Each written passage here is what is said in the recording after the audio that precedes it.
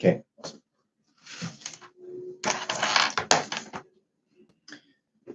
Looks like we are live again, and I'll go to those of you in the chat to let me know if we have any audio problems. We had some audio problems, so we started our live stream once again, and this is the live video update from the Regional District of Okanagan-Similkameen, the RDOS, and we're talking about the Bald Range Wildfire, that's K51490. Which is impacting the District of Summerland and also the Regional District Electoral Area F, which is the rural area around Summerland. It's located in the Regional District. And we're going to be speaking in just a moment with the Mayor of Penticton, Julius Bloomfield. We are waiting for the arrival of the Mayor of Summerland as well. He was unavailable earlier because, thank you for your help, our IT person, Bailey. Anyway, the Mayor of Summerland was doing media interviews, but he will be joining us at some point. Looks like our audio is working. Okay, we're back again. Thank you so much for your patience. It's been a busy little a couple of minutes here trying to do some media interviews and then also trying to keep this live feed going as well. So in just a moment, we will hear from the Mayor of the City of Penticton, and I'm just going to double check here for the City of Penticton website. So the Regional District office is located in the City of Penticton. We're actually just not far from City Hall, in fact, and the City of Penticton has been, they are the host community for emergency support services. There are there's one location set up, but there was a previous location, and I want to clarify for any of you watching, the previous location has reached capacity. That was at 550 Eckhart Avenue in Penticton. So the current location, the main location for emergency support services in this region is 273 Power Street. And that is where you can go. It's the Penticton Trade and Convention Center. You can go there to receive support, and you can also register on s.gov.bc.ca. And there was some talk, you'll see, that people were under the impression they could take the Summerland-Princeton Road, also called the Summerland-Princeton Highway, from Princeton into Summerland. That is not the case. Because of this wildfire, you won't be able to access Summerland from the Summerland-Princeton Highway. So it's important that people don't try to do that. If they do, they'll have to turn around. Alternative routes for this region right now, if you're trying to travel north, Highway 97 is closed between just north of Penticton and just south of Peachland. So if you are traveling in the area, please do check Drive BC. I mentioned just a few moments ago, the Mayor of Penticton is here, Julius Bloomfield, and I'm going to ask him to step into our makeshift studio here. Mayor Bloomfield, thank you first of all for coming in. I know it's been a busy time for you as well. Yeah. Right now, to clarify, the City of Penticton is not directly impacted by this wildfire, but you are the host community for people who are receiving emergency support services. Correct. What does that mean for your municipality? Because you've had to really mobilize a lot of staff. Staff were here yesterday and into the night as well. Senior staff helping with this operation. Yeah, so it's obviously a very dynamic situation, and suddenly we had the population of Summerland, which is roughly 25% of the population of Penticton, move into Penticton during the course of one night, at a time when we are at our most saturated with tourists on Beach Fest weekend. So, we had to be on the ball. We had to be very reactive. And so staff mobilized straight away and came down to help with the EOC here. And well, it started off in Summerland, I guess, but because of the fast-moving nature, which caught a lot of the emergency services, by a bit of surprise because of the, changing of the centers from one to another because of the size and the volume of people coming through. And so, it certainly was a night of challenges, but I spent a few hours now at the Trading Convention Center this morning, where a lot of the evacuees are being processed and fed, and they're resting there. And it seems very orderly, and it's people are generally accepting of the situation, and they understand that it is challenging, and with a sudden rush of 10,000 people that come into the city. So everybody's doing the best they can, and I think pretty much everybody that's an evacuee at the center understands. I was hoping to get over to the reception center. I was saying earlier that during emergencies, it's interesting when you're in my position where you're talking about the emergency, but you're in an emergency operations center. You're not really connected to what's happening. And I'm very connected now because I'm an evacuee. But at the reception center, what is the feeling there? What are people, is there a sense that people feel like the needs that they have are being met? I think that, there's two sides to it. One is the evacuation center staff, or the volunteers that make up the staff, inundated with that number of people, and so the applications are taking a bit of a time. There's a bit of a lineup for applications, and I've heard people sort of talking about that, and they accept it. They understand that this sudden onrush, it's going to take some time to get through. But then there's the public, which have been coming in. The people, the public of Penticton have been coming in, donating everything: food, drink, blankets, bedding, and there's been outpouring of support from the people of Penticton, and that has gone down really well. I think people feel good about donating, and people on the receiving end, they very much appreciate that show of support. I want to talk a bit about the regional coordination that's going on, but I should mention we've heard that Peach Fest has been canceled. Is it canceled for the full weekend or just for today for sure? Peach Fest has been paused for today. They're doing an evaluation later on today to see basically,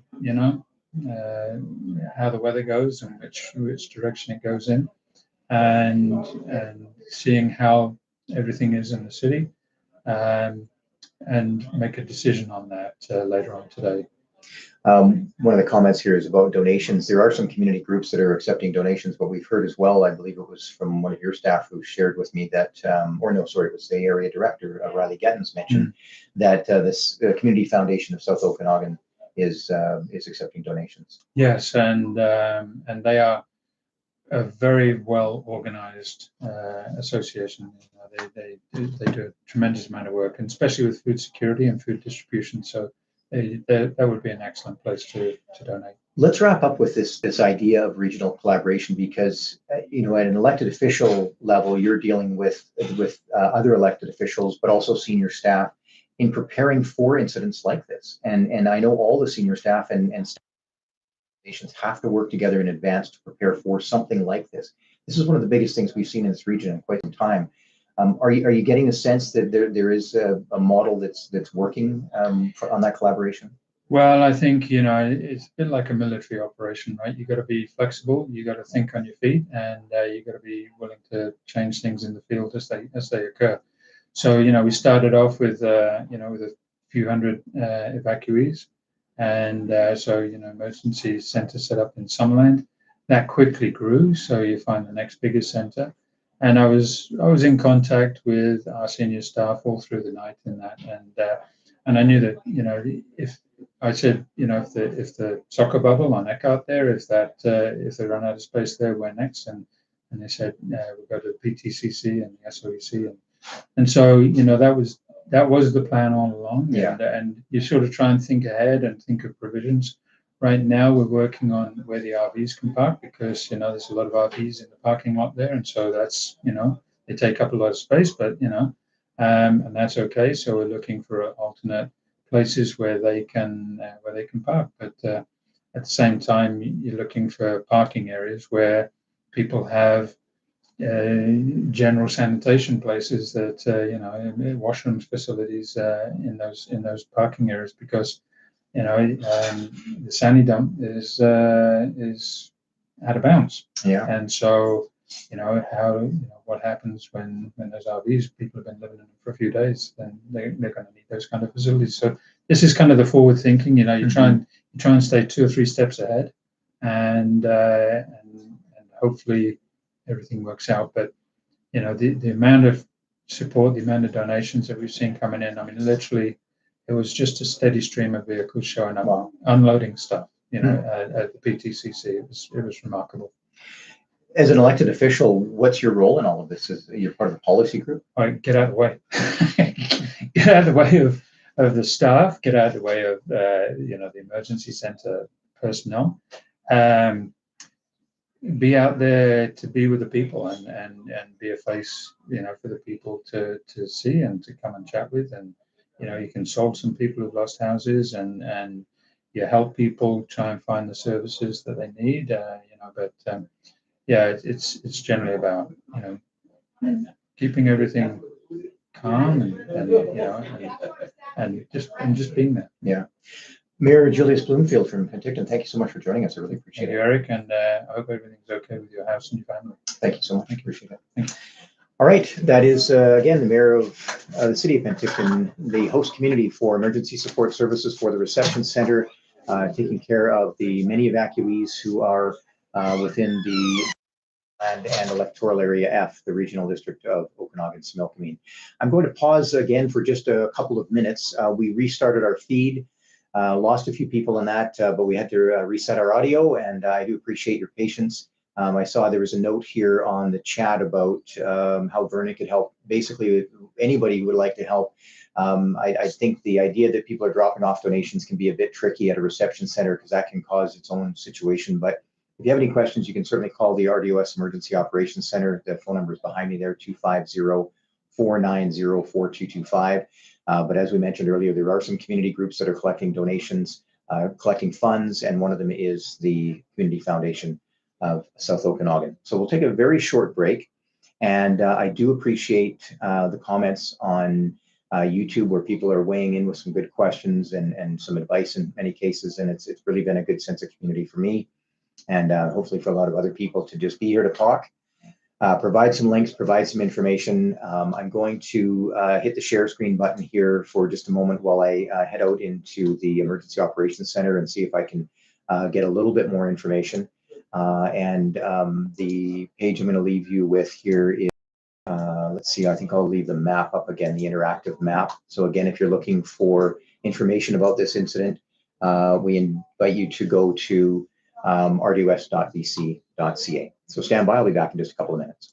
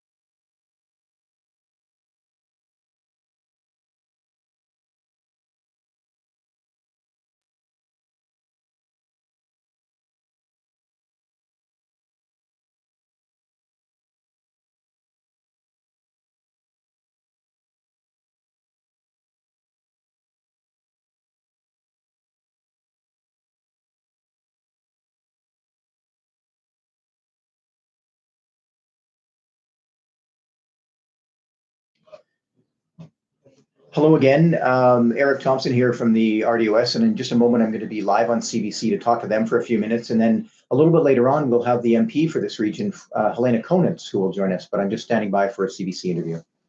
Hi, go ahead. Okay. Yeah. Okay. Yeah, no problem. I'm just updating YouTube. Okay, so for those of you watching on YouTube, in just a moment, we'll be on CBC. They have a special program on about the wildfire, so I'll be joining them for that in just a moment. And I think I'll do what I did earlier, is maybe just leave the mic hot or on, and you won't be able to hear what the CBC people are saying, but I think rather than me standing here with the mic muted, I will, it sounds like I've got a minute or two, so I'm going to put the mic on mute for a moment and just step out, but I'll be right back. So stand by, and then we'll get at some point, we're going to have the mayor of Summerland. He was going to be in, but I think he's been doing a lot of media and talking to people in the community. So we'll certainly get him on when he's able to. And as I mentioned, we'll have the MP for this region, Helena Konitz, who will talk to us as well with some words from the area and from Ottawa as well. So stand by.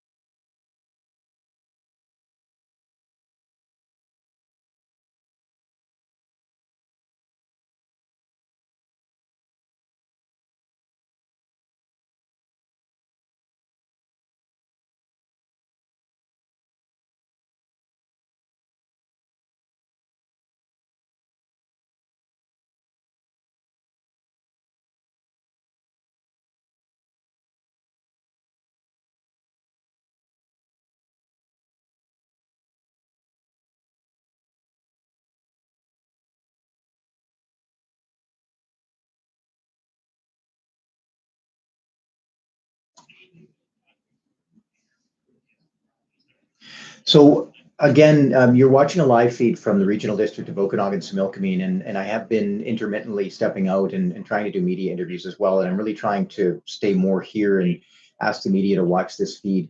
I will, after this interview, I need to really go out into our emergency operations center and see if there's any new updates I can get for you. But what we've mostly been talking about is where you can get resources and where you can get information. But one of the key points is that it won't be quick as far as getting access back into areas that are on evacuation order, but trying to establish some of those timelines over the next several days will be very, very important, of course, for anyone who's out on evacuation order. So we'll do our best to do that.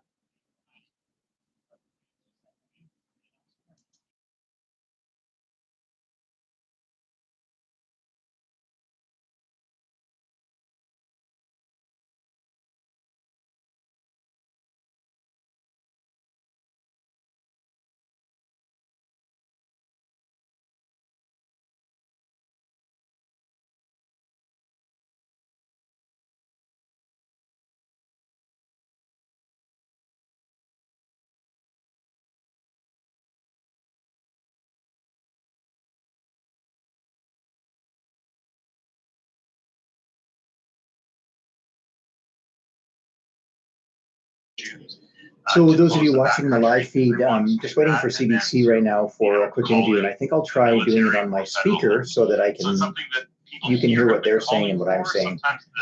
So it'll be an interesting little interactive exercise. We'll see how it works, and I hope the audio works for us. So stand by. But that's something to watch for as the Premier addresses the province. And we'll be broadcasting that live. I believe we are. Yes, thank you very much. My colleague Chris Wonker in our Kelowna studio. I'm Sarah Penton. You're listening to a special live broadcast as we cover the effects of the Bald Range fire that erupted yesterday around Summerland. If you have been affected by this fire, I'd like to coming to you, Eric. Okay. Call is 1-800-825-5950. Again, that's 1-800-825-5950. Thanks so much for joining us. We are at 11:46 Pacific, 12:46 in the Mountain Time Zone. We have Eric Thompson on the line with us now. He has been working head of communications for the Emergency Operations Center for the Regional District of Okanagan-Similkameen. And Eric Thompson is on the line with us now. Eric, hello there. Hello. Eric, ma'am, you and I have been talking quite a bit over the last little while. We spoke last night into the early morning of the hours as you were driving to evacuate your own home. Where are you right now? I'm back in the Emergency Operations Center, and in fact, we're live on YouTube, and I decided I would try an interactive process here where the speaker's on so people on YouTube can hear what we're saying, and rather than hit the mute button. So I'm in the EOC, and I've been here since about 7:30 this morning. Okay. Walk us through what the latest is. What are the latest developments as of this morning? Well, the key right now is that the fire is still, as you know, very active. And so the process right now is to keep people informed of where they can get support. And one of the things with our YouTube feed is to try and reiterate the reason people shouldn't be in an evacuation order area. We've had comments, people saying they feel like they need to go in and rescue other people's pets and things like that. So not a good idea. But we spoke earlier today. I spoke with the CAO of the District of Summerland, Graham Stat, and he's dealt with some pretty big emergencies before. And he said the important thing for people to know now is that we're still very much in the early stages of this because response is still underway. It's a dynamic situation, which means it's far from over. But people need to be aware of the fact that it's a longer process that we're looking at for reentry and recovery. So with infrastructure impacted in Summerland, water, wastewater, power, the extent of which is not known yet, it's really hard to say when people will be able to get back into their homes. So it's going to be, it's going to require patience from people. And the important thing is they know that there are people working really hard to get them back into their homes as quickly as possible. But at the same time, the focus right now is still preventing any further damage from this fire because, as you've heard all morning, I'm sure it's still very much a present concern. And that's another thing that your CA was talking about. He just talked about it's almost like the fog of war. And I'd like you to, if you can, take us back to last night. You yourself had to evacuate your own home. Can you just describe what it was like to be in the area last night? You know, I can, because it was one of the most surreal experiences I've ever had, because I'm here talking about a situation and telling people and asking them and reminding them to be prepared. And then all of a sudden I hear that an evacuation order is coming and I need to go home. So I had to change gears very quickly. And I tell you, that's a hard gear to change, especially I have 3 small children.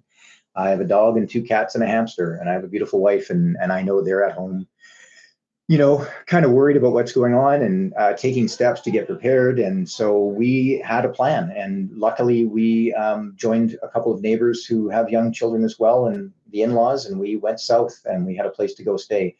But that process of coming into your house and looking around and thinking, well, what if? So what am I going to take? And I tended to focus more on things that were of personal nature and things that I wanted to save versus how many pairs of socks do I need? And it was a strange environment. It was a strange process. Yeah. And you know, you hear other people talk about it, but when you're actually in it yourself, it's something entirely different, isn't it? It is. And you know what really made it challenging was it just had this weird air because it was hot out. It was really smoky and the ash started coming down. And when you're thinking in terms of what do I need to take with me and thinking 3 steps ahead, where we're going to go, you know, what's the road going to be like? And the road was really busy, but everybody was really calm. It just creates a very strange atmosphere. And I took a moment to go and knock on my neighbors' doors. I thought, you know, in case they don't know, because it's whatever time it was, 1 a.m. Some of them already knew, and some of them came out to talk to me quickly to say, well, do we have to leave? And I said, you know, it's an evacuation order. You should leave. And we have small children. We don't have the option to stay behind, but I wouldn't recommend that you stay. And then I think it was within an hour or 2, I think the power went out. What were the roads like? What was the drive like? Well, just once I hit the highway, Highway 97 heading south of Summerland, it was busy, but it wasn't super slow. It wasn't, people were being really calm, and a couple of emergency vehicles had to pass, and people were very respectful. I think everybody was a little bit in shock and understood that we need to work together to deal with this. So there was a bit of a sense, I thought, of something a little different than you normally get. You know, we're all trying to just get our families out. So people were working, I think it felt like they were working together. Yeah, it's good to hear. We also heard hearing reports of helicopters, though, having to be used. We spoke with somebody, a long-time search and rescue worker, who says in his 40 years he's never heard of anything like it. Can you just talk to us about what that situation was like with people having to be helicoptered out of their properties? Well, for me, it really is anecdotal from what I've heard, and I can't confirm, but it was that, you know, 55 people had to be rescued, and you've probably seen the video of people trying to get out of that area, out of Falder, and trees on fire and you know, up against the roadway, and it was that kind of environment where people had to be rescued. And I can only imagine how challenging it would be to be a person who is trapped and waiting for that helicopter to land to take you to safety. And it worked out. Those people were rescued. They were brought to a safe location and picked up by their families. And yeah. And tell me a little bit more about what the plan is today. How are things looking today? I mean, we had the evacuation centers absolutely overflowing. What's the situation for evacuees today? Well, the situation for evacuees is really to get their heads around what the next little while is going to look like. There are a lot of questions, and certainly the sooner assessments are done and more information is available about reentry and that type of thing, it'll calm people, I'm sure, and help. But we're still so much into this incident right now, and we are still so, you know, just trying to get through each hour, really. So people are, I think it's a mindset to be comfortable that the process is playing out the way it should. I spoke earlier with the mayor of Penticton who talked about that. He said it's like a military operation. You know, you just take the steps and you have a plan B and C. So for families, it's really looking ahead to what is it going to look like over the next little while if you can't go back into your home? How are you going to look out for your family? What type of support do you need? And with emergency support services, that's the goal, is to make sure people have their basic needs met. But it's a good time to look at other family members or friends who might be able to help, whether you stay with them or whether they look after your pets or those types of things. So there's a lot going on. I've been reminding people to ask for help, not just support, but BC mental health hotline and that type of support if you need it, if you want someone to talk to, because it can be pretty stressful. And we'll let you go right away. But is there any other important information that you think that people really need to know before we let you go? Well, I think for people who might be heading out of the area, if they can let their families know. We had heard that there were some other areas that were providing reception centers, Seabird Island and Chilliwack. So if you can leave the area and go and get away from the smoke for a bit, that's probably not so bad. We did hear that Peach Fest was paused for the day at least. That's, as you know, a big festival in this area. So that's currently on hold for the day. Eric Thompson, I really appreciate you taking the time. It's great that you could combine us with your YouTube feed. I know you haven't.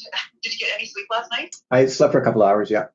Yeah, well, the fact that you could combine us with your constant YouTube feed, which has been helpful for us as well, it's much appreciated, and it's really great for you to help us get the word out as well. So thank you very much for the time. And thank you too. I do appreciate it. Okay, we'll stay in touch, I'm sure. I think that's Eric Thompson. He is the head of communications for the Emergency Operations Center. We reached him live as he is broadcasting live as we are. Thank you, Eric. Thank you. Hey, good luck. Okay. We'll talk to you again. Thank you. Bye-bye. Okay, that was CBC out of Kelowna, and I've got one more here. I hope that was, I don't know if that's interesting for people, a little behind the scenes. I'm going to go to another CBC radio program. I'm not sure which one, but they've also asked for an interview. So, hi there.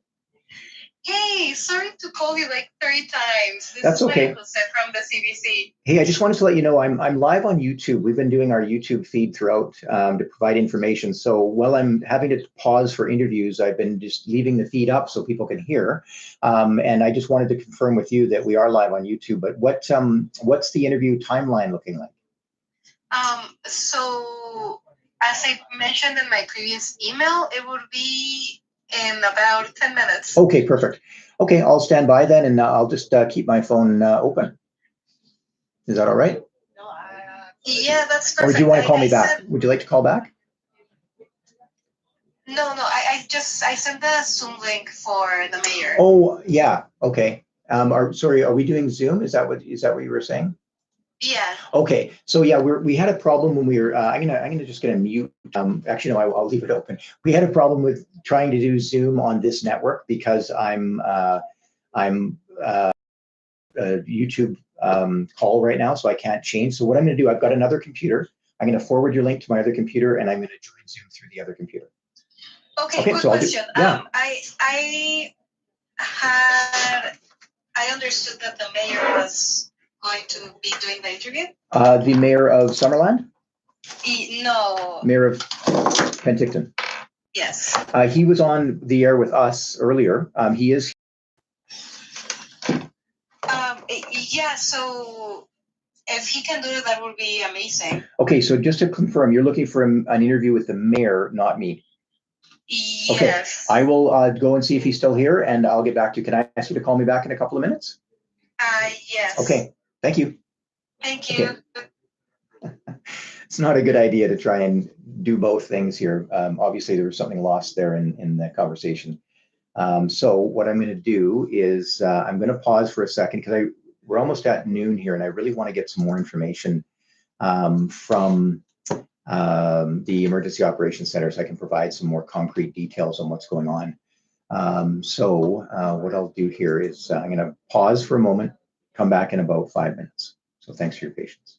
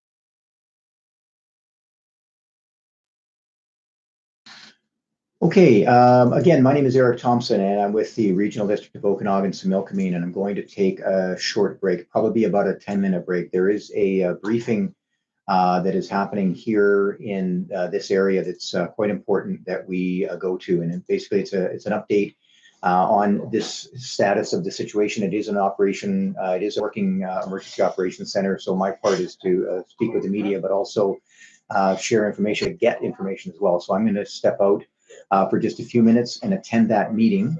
And I will come back shortly. Someone's asked if I've had any sleep. I did have a couple of hours sleep. I'm doing okay, hydrating, but I will step out for this quick meeting. It'll probably be about a 10-minute pause or so. So I do appreciate your understanding. And in the meantime, any of the information that you're looking for, if you want to check some of the official sites, including the RDOS website at rdos.bc.ca, of course, anything to do with the wildfire, bcwildfire.ca, or Drive BC for anything, any information about the roads. And we will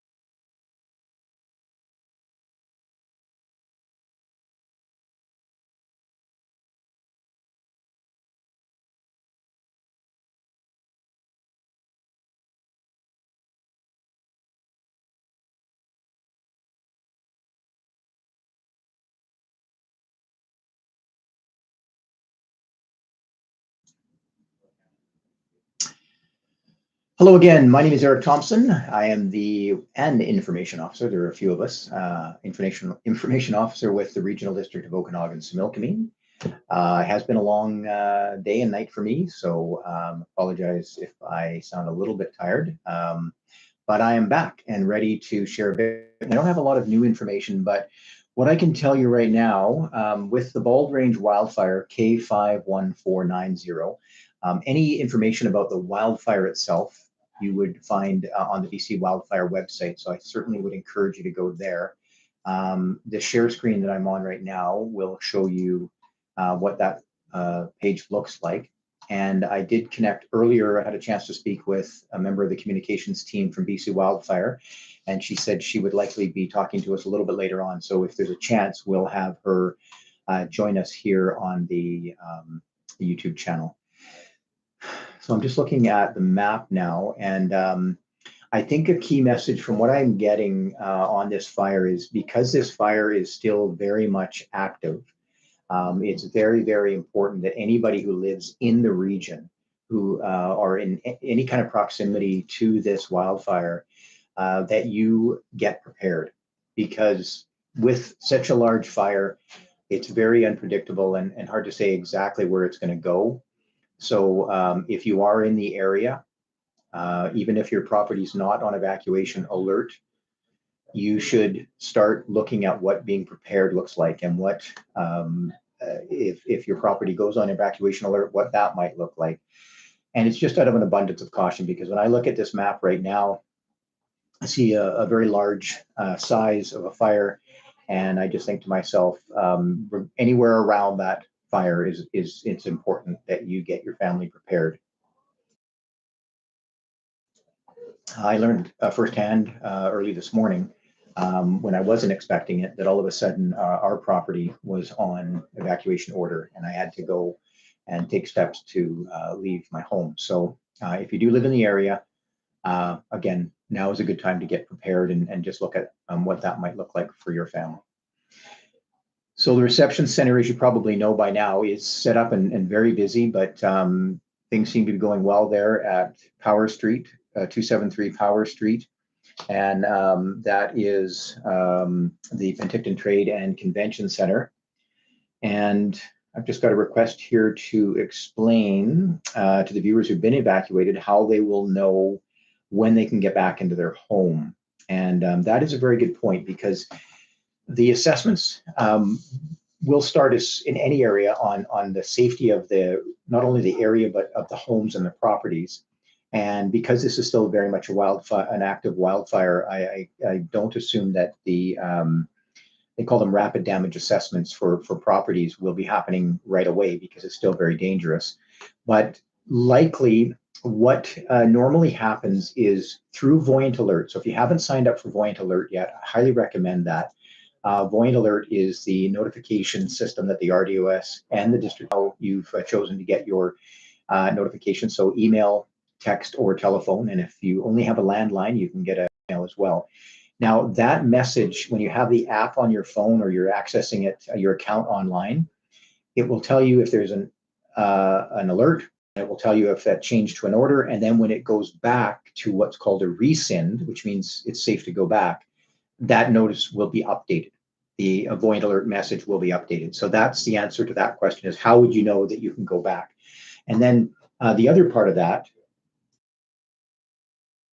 is that it's really important that you monitor the RDOS website. We're providing alerts and orders and rescinds and information on behalf of the District of Summerland. You can also go to the District of Summerland website as well. So following the official sources, local media will likely be sharing this information as well. And then, of course, Voyant Alert. So that's how you would know that you could go home. Earlier, I had heard that there may be some people who were under the assumption they could use the Princeton-Summerland Highway, Princeton-Summerland Road, which is basically just to the northwest of Summerland, that road might be a way into Summerland or into the area. It's not. You should not be using that highway. And I believe at one point, the order was reaching out 15 kilometers from Summerland along that road. So that's not an access point. Drive BC is your best bet to find out where you can go, how you can get around the fire. But last I checked, the highway was still closed between, and let's see if that has changed. Really important to check Drive BC, just information, and it looks like it is still closed. You can see on the map there. So that's just north of Penticton into electoral area F, it's called, through Summerland, the district of Summerland, and then up toward Peachland. That section is closed. So if you can see the way to Princeton and then up 5A and up to the connector to 97C, which I've had to do before, that's quite a trip as well. So the 201, which runs basically across the water. So if you look at Summerland and you cross the water over toward Naramata, the 201 Forest Service Road runs along there. And I don't believe it's recommended that you take that right now. I haven't heard the latest, but I'll see if when I step out again, if I can find out exactly what the status of the 201 is, but I know it's not set up for a lot of traffic, and certainly there will be flagging people in place. So if it's an option, it's something we'll hear about and let you know. But at this point, I don't believe it is a good viable option, and mostly because it's not set up to handle a lot of traffic. And yeah, somebody's saying that it's good for standard passenger vehicles. Yeah, but it's not necessarily for all vehicles and not meant for a large volume of traffic. So not ideal. Yeah, some good points on here. I love some of the comments we're getting. This is great. Stick to the highway routes unless you know those other routes well. I think that's very good advice. So for those of you who are watching, it always is interesting to stand here and talk. It sounds like I'm talking to myself, but I'm talking to you. This is a very challenging situation we're dealing with. And if you're directly impacted, so if you're like me and you are out of your home right now because of the wildfire that's affecting a very large area and still very active, it's a trying time. It's a difficult time to just to decipher all the information, or in some cases lack of information. So I've talked a lot today about that, and I'll reiterate. So earlier we spoke with the CAO of Summerland, Graham Statt, and he's been involved in some pretty big emergencies in Alberta before, and he had some very good information and good feedback. And he was saying when things like this happen, a major incident, in the very early stages, the first day or two, people are really just trying to get their head around what it looks like to not be back home and the impacts to their community, and not knowing exactly what those impacts are. So it will take time to start to assess. And after a few days, people do start to get a little upset. So getting access to your property, getting information about your neighborhoods, that's going to take time, but it's part of the process. It's a due diligence that has to be done in the safest possible way. But as soon as that information is available, you can anticipate that it will be made available through sources like the Regional District of Okanagan-Similkameen. BC Wildfire has been excellent at updating that website with the latest information. I've checked it multiple times now, and the updates are happening regularly. So it's part of the process when there's a lot of moving parts, and definitely worth, or just understanding that when the information is available, it will be available. I mean, when it's verified, it'll be made available. We have a few elected officials here, and one of them is MP Helena Conan. So I'm just going to mute and come back. I believe she wanted to chat briefly, and I just share her thoughts on what's happening, and I'll be back in just a moment.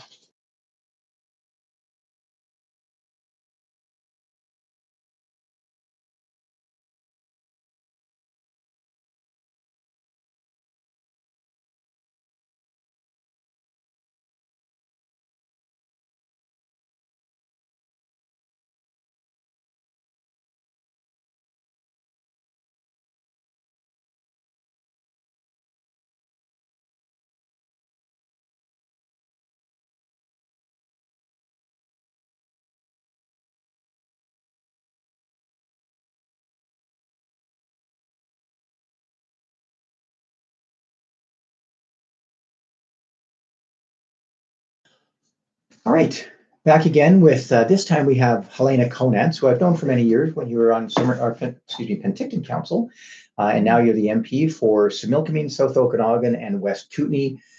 Spending most of the summer here in the Penticton region, I believe, and throughout the riding. Throughout the riding, yeah, lots of travel. So the most beautiful riding in the country. Yes. But this situation with a wildfire like this, I asked Mayor Bloomfield from Penticton what it means for someone like him, who's an elected official. What is your role in any of this, and how does it make you feel knowing that that residents are going through something like this? Well, this is a difficult situation. We all know that something like this happens a little bit every year, but this is has come to a very serious situation. But what I mostly notice is how the communities are pulling together, and I think that's exactly, if I were to send a message about what my federal role is. My federal role is just to encourage and to help the communities come together, work together when we need them, because we're all neighbors and friends. We know that with large incidents like this, where there's a lot of damage and a lot of costs associated with it, that municipalities will likely be looking for support from the province and from the federal government. Is there anything you can say about that? Well, let's make sure everybody's safe. Let's do the work we need to do, and with our amazing firefighters and frontline workers and volunteers and the staff like yourself. We're going to work together, get through this, and then on the other side, we'll work on finding out where we can get support from every level of government. And I can tell you right now that this is something that the entire country is looking at right now. No one's saying that this is not extremely serious. So as soon as we're on the other side of this, we'll figure out how we're going to rebuild where we need to rebuild, and also prevent what's happened from happening again. You've had a chance to visit the Emergency Operations Center, and not often elected officials usually aren't involved in the EOC. They might come for a visit, but you've had a chance to be part of a briefing. Is this teaching you anything about this process, opening your eyes to what goes on behind the scenes? It's making me feel really confident that we have experts behind the scenes that not only are they experts in their field and what they're doing, but they're also members of the community that care about the people out there, making sure that they know that they're making sure their neighbors are safe. So it's both a personal work that's being done here in the EOC, and it's also that expertise that we all need. So I think that everyone can feel really secure that we've got some of the best people possible working on this disaster. Thank you for taking time to come talk to us and speaking with the staff as well. And I know you're speaking with residents as well. I am, and thank you so much, Eric, and thanks for all the work you're doing. Thank you. Okay, I'm going to go back to some comments now. So if you want to hang out, you're welcome to, or you can see yourself out. I feel like we're in the dentist office here. But I just noticed a couple of comments here that came in that I think are really important. And one person was saying that based on the Bradley Creek fire, it could take up to 3 days for confirmation. And I think it's different for every area. But yeah, it does take time to assess those properties. And someone else was asking about pets and where they can register or submit information about animals they left behind. I think that's something you might want to start with emergency support services. So check in with the reception center on that. I know there's a group called Alert that helps with animals, but I'm going to make a note of that and see if I can find out. I don't know if there is a place where you can actually register, but I'll find out. I understand. We just posted actually on my Facebook page the alert number. I don't have it with me, but there is a number you can call. Yeah, I'll go to their website after. Yes. Okay, that's good to know. Website. And also, I understand the Premier of British Columbia, David Eby, will be doing a briefing, an online briefing at 1 o'clock. So during that time, we'll likely pause to allow people to go and watch that. And I'm going to pause now as well. I'm going to bring up the Alert website so you can see it, and then we'll come back shortly. Animal Lifeline response, emergency response. Typing while people are watching me. Animal Lifeline. Anyway, so this group has been really, really important throughout this region during wildfires. They continue to help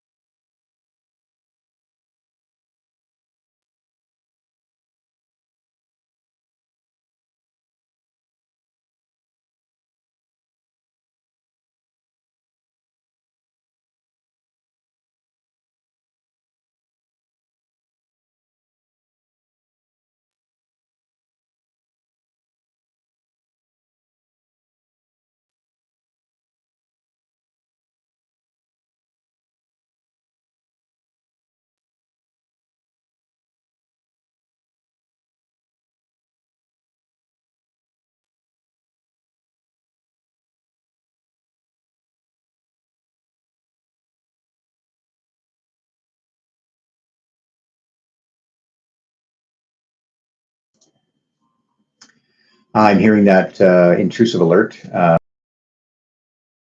right now about, I haven't seen it yet. I haven't seen it on my phone.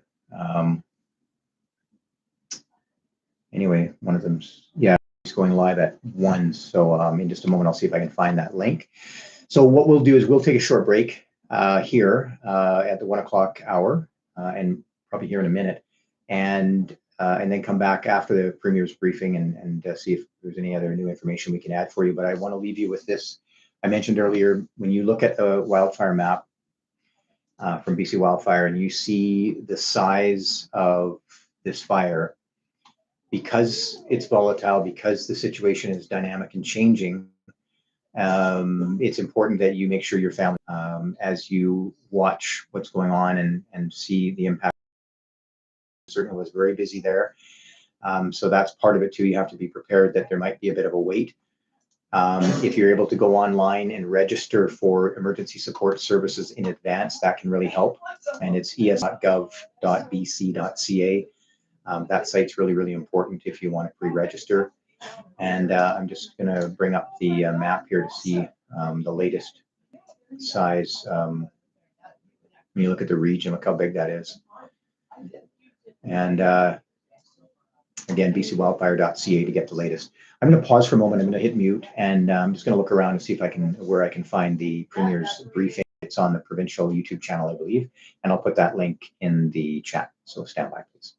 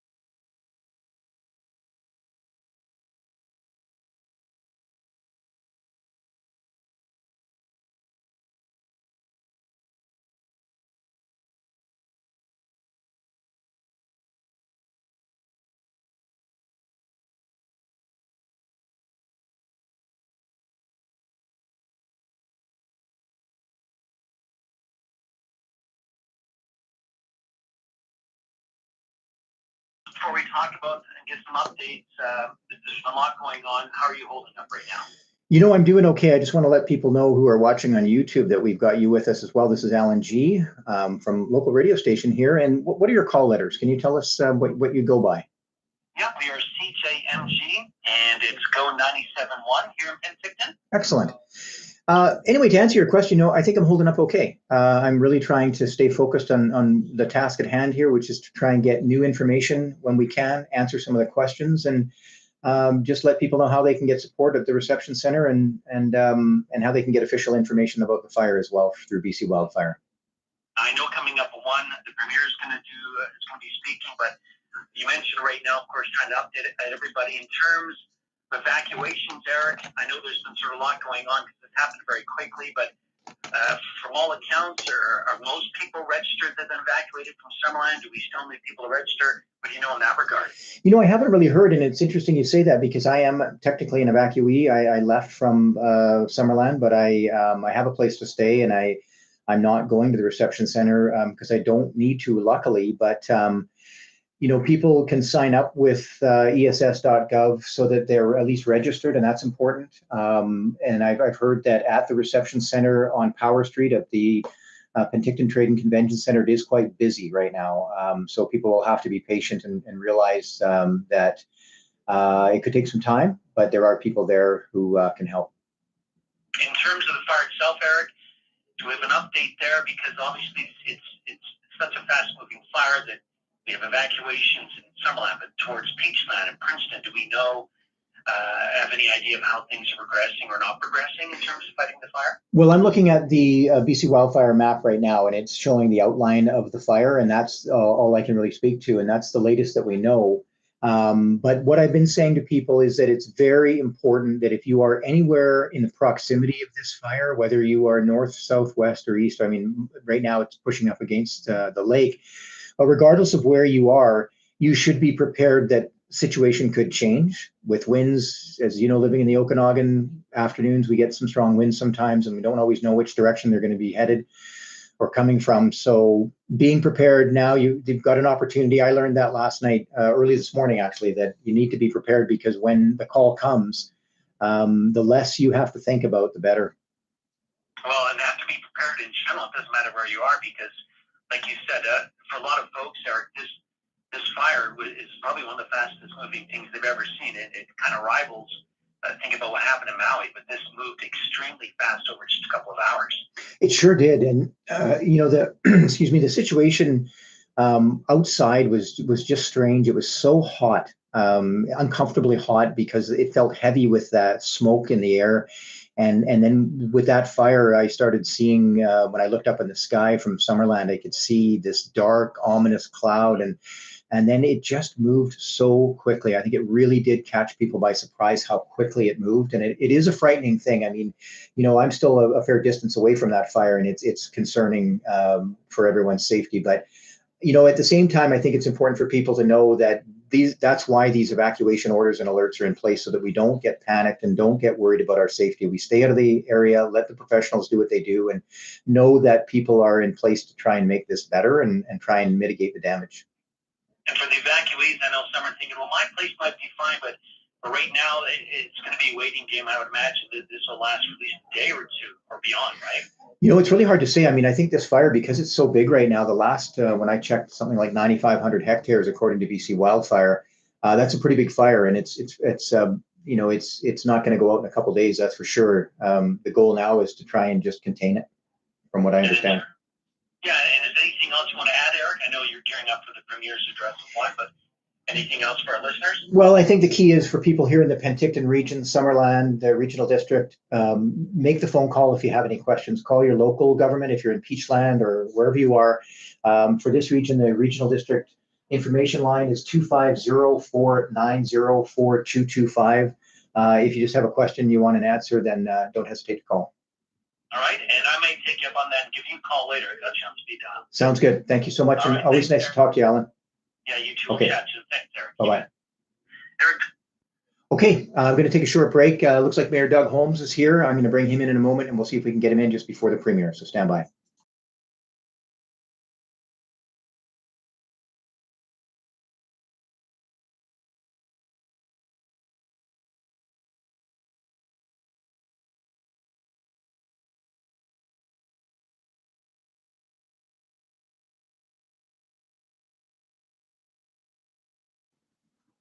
All right, we're back live. We've got about 4 minutes or so before Premier David Eby speaks live from Victoria. I put a link in the chat of what I believe is the correct link for the Premier. So we're going to break at the top of the hour at 1 for that. Mayor Doug Holmes is here from Summerland.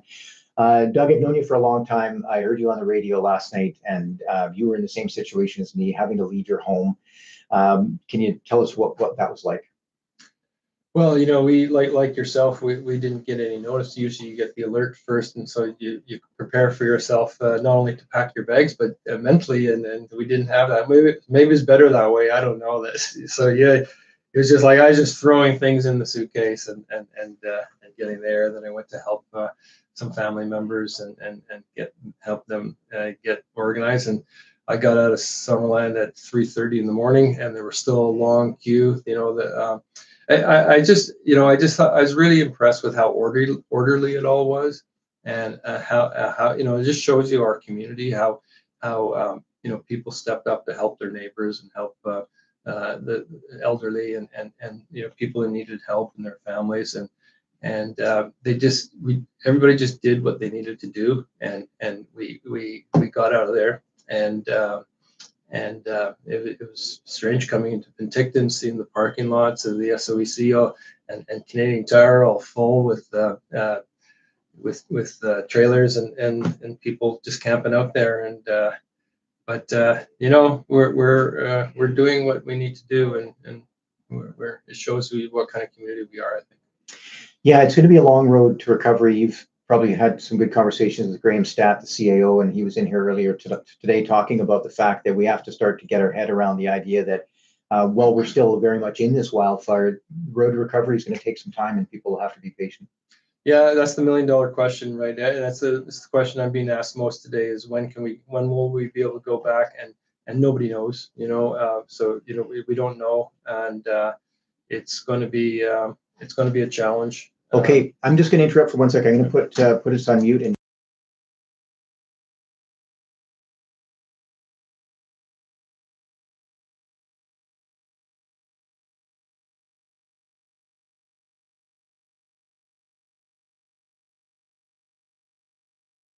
okay, sorry about that. A member of our emergency operations center just came in to say there was going to be a quick update, and I'm not sure if he's referring to an internal update or the one that the premier is going to give. But final word to you, Doug Holmes, the mayor of Summerland. You've probably seen some of the best of this community through a very difficult time, and we just have to pull together now. Yeah, absolutely. Keep doing what we've been doing so far. It's we're showing what kind of community we are. We just got to keep up. Yeah. Okay. Thanks for coming in. I appreciate you taking the time. Yeah, Good to see you. Yeah. All right, we'll take a short break, and in just a moment, the premier, as I mentioned, will be speaking at 1 o'clock, and then we'll try and get some more information for you. I did get some information about how you can register your pets or get information to find out where your pets can get help, that kind of thing, and I'll have that for you just shortly. Thank you.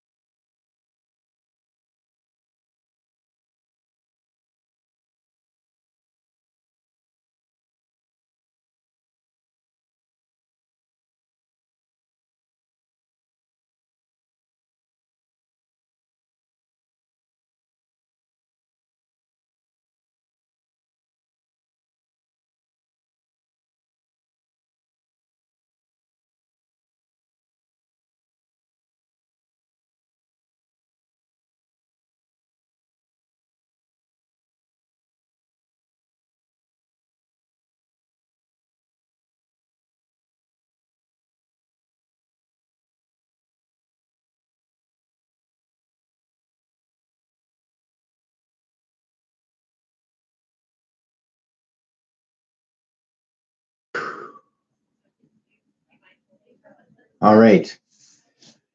So we're back again for more live streaming from the Regional District of Okanagan-Similkameen Emergency Operations Center. My name is Eric Thompson. I'm an information officer with the EOC. My day job, which is basically now too, is I'm the Senior Manager of Communications and Engagement at the RDOS. So I have been tasked with a live stream to keep information flowing and to try and provide as much information as we can. Not a lot of new information, but what I can tell you though is that we're getting some great comments online for the most part.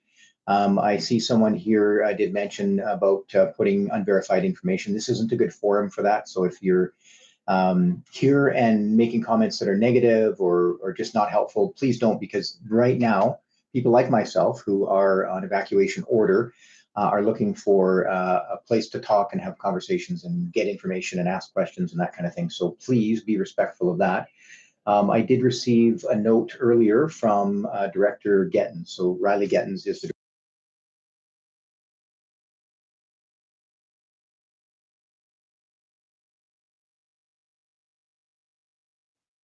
did not get a chance to see the briefing from Premier Eby, so I don't know how that was.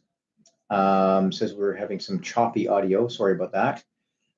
Anyway, you can call the BC SPCA Animal Helpline if you're looking for information, or you can call Alert Canada if you're looking for information about your pets or some way of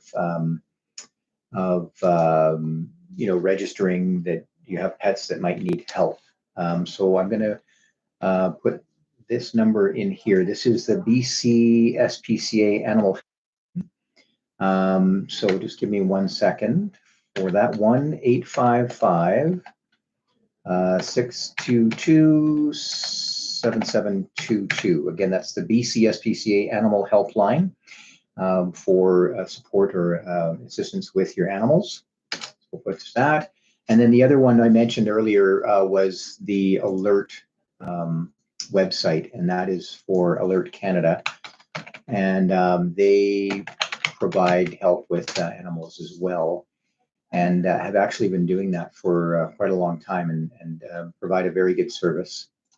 Just give me 1 second and I'll put that in there for you as well. So this is in response to some questions that we had earlier.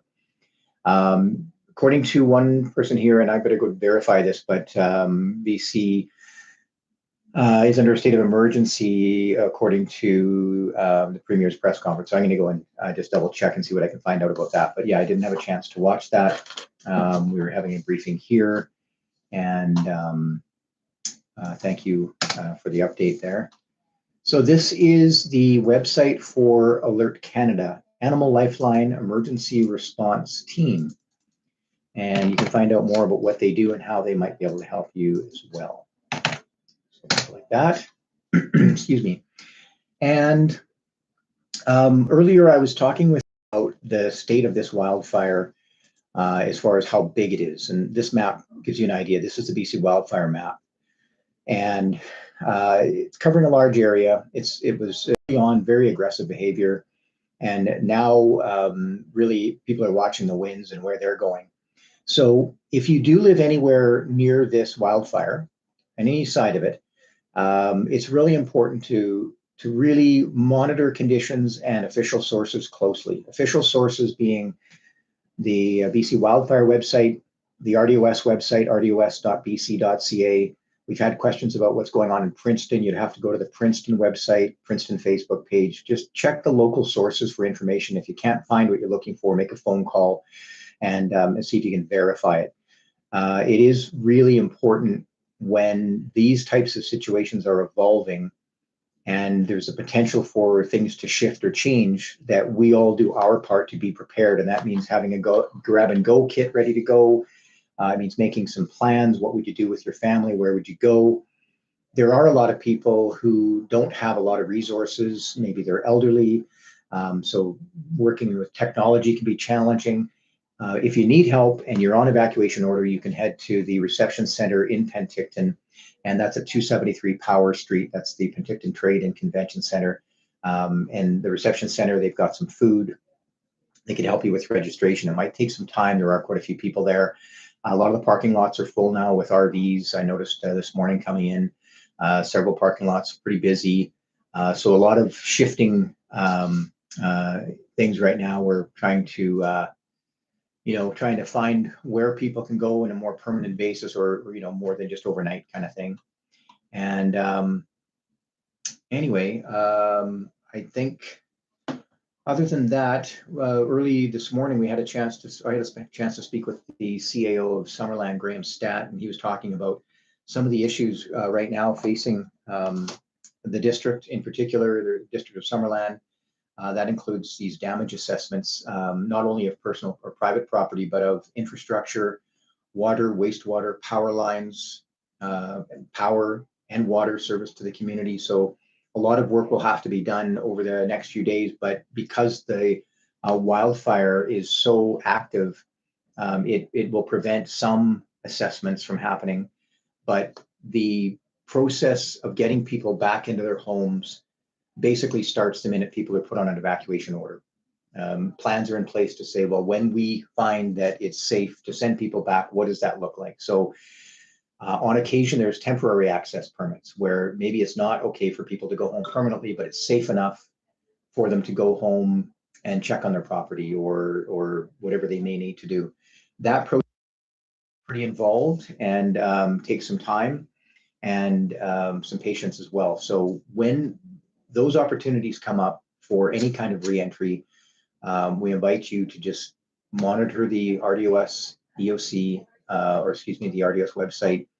We'll likely be having more of these live chats and also or live streams, and also sessions where we're just doing 1 hour sort of a news conference type of thing. But we'll make sure the information is available as soon as it is confirmed. But we're still early on in this incident. All right, I'm going to take just a moment here to just check email. So as I've mentioned throughout this live stream, I'm in the middle of working as well. So I'm always trying to keep an eye on people are sending emails and asking questions and that type of thing. So I'm trying to make sure I'm not missing inquiries from people. And so I'm monitoring my email and phone and the chat. And the chat's been really good. It's for the most part been really helpful. And people are kind of staying out of the weeds, which is really nice. I was hoping we could do another quick interview with someone who's here in the building, just to get a better sense of what it's like in Summerland. I was south of Summerland and didn't have a chance to see the downtown or some of the neighborhoods. And I know Mayor Holmes from Summerland is still here, so I may see if he wants to come back and just talk a bit about that. But there's only so much really that we can say. I see some of the comments here going a little offside. So let's just keep it, if you have a question, that's great. If you want to share some information, that's helpful. But, this isn't your classic social media channel like a Facebook chat group where we're going to invite you to share your random thoughts on negative topics. It's just not helpful. This is a place where we're trying to provide as much information to people as possible. And really, I don't have a lot of new information right now. Just trying to really reiterate some of the things that we do know. And one thing I can tell you is that if this situation changes in any way, the status of evacuation alerts and orders, we'll have it here on this chat right away. And also it will be posted on the official channels, which include the Regional District of Okanagan-Similkameen website, the District of Summerland website, Facebook pages as well will have information. And then earlier I spoke with you about the emergency info BC page, which is right here. And again, a lot of information, once it's posted by local governments, will be posted here as well. And their social media is also excellent if you want to follow them on, they're on X, and also I believe they're on Instagram as well, just to get those quick updates. Facebook is surprisingly useful. And I actually haven't really gone on Facebook in the last day or two because I've been here. But Facebook can be a good place for community information, but also a place where sometimes the conversation can go off the rails a little bit. So certainly important to verify if you're seeing or hearing something.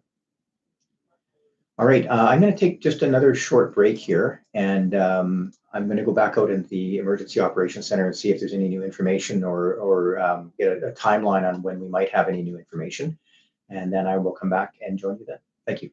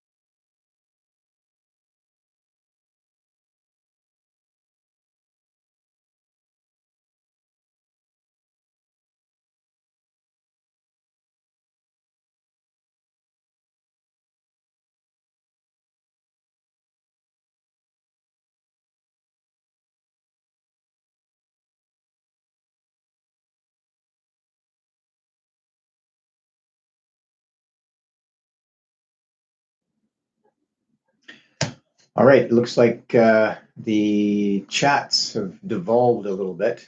Can you all hear me? I'm hoping you can hear me. Anyway, we have this live stream open to provide information when we have it. I've been taking a few breaks here because I don't have a lot of new information to share. Hoping I will soon. Just want to make sure that you can hear me. Good, thank you so much. People are asking if there's a fire in Peachland and why is the BC wildfire map not updated? Well, let's go to the BC wildfire map and see what we can find out. If there is a new start, what will happen is wildfire, of course, will have to go through the process of verifying it and getting eyes on and that type of thing. And then they would update it as quickly as they can. But if it's new and it's not on the website, it's because that information hasn't been verified. Let's see here. Just waiting for the website to load. Anyway, yeah, so if you're looking for information like that, and my job here really is to talk more about the regional district, Summerland, and the surrounding area. That's where our emergency operations center is active in supporting, so I wouldn't be able to talk too much about anything outside of the area, but I don't see anything on the BC wildfire map. So if there is a fire, not really sure what I can say about that other than fire will do what they do.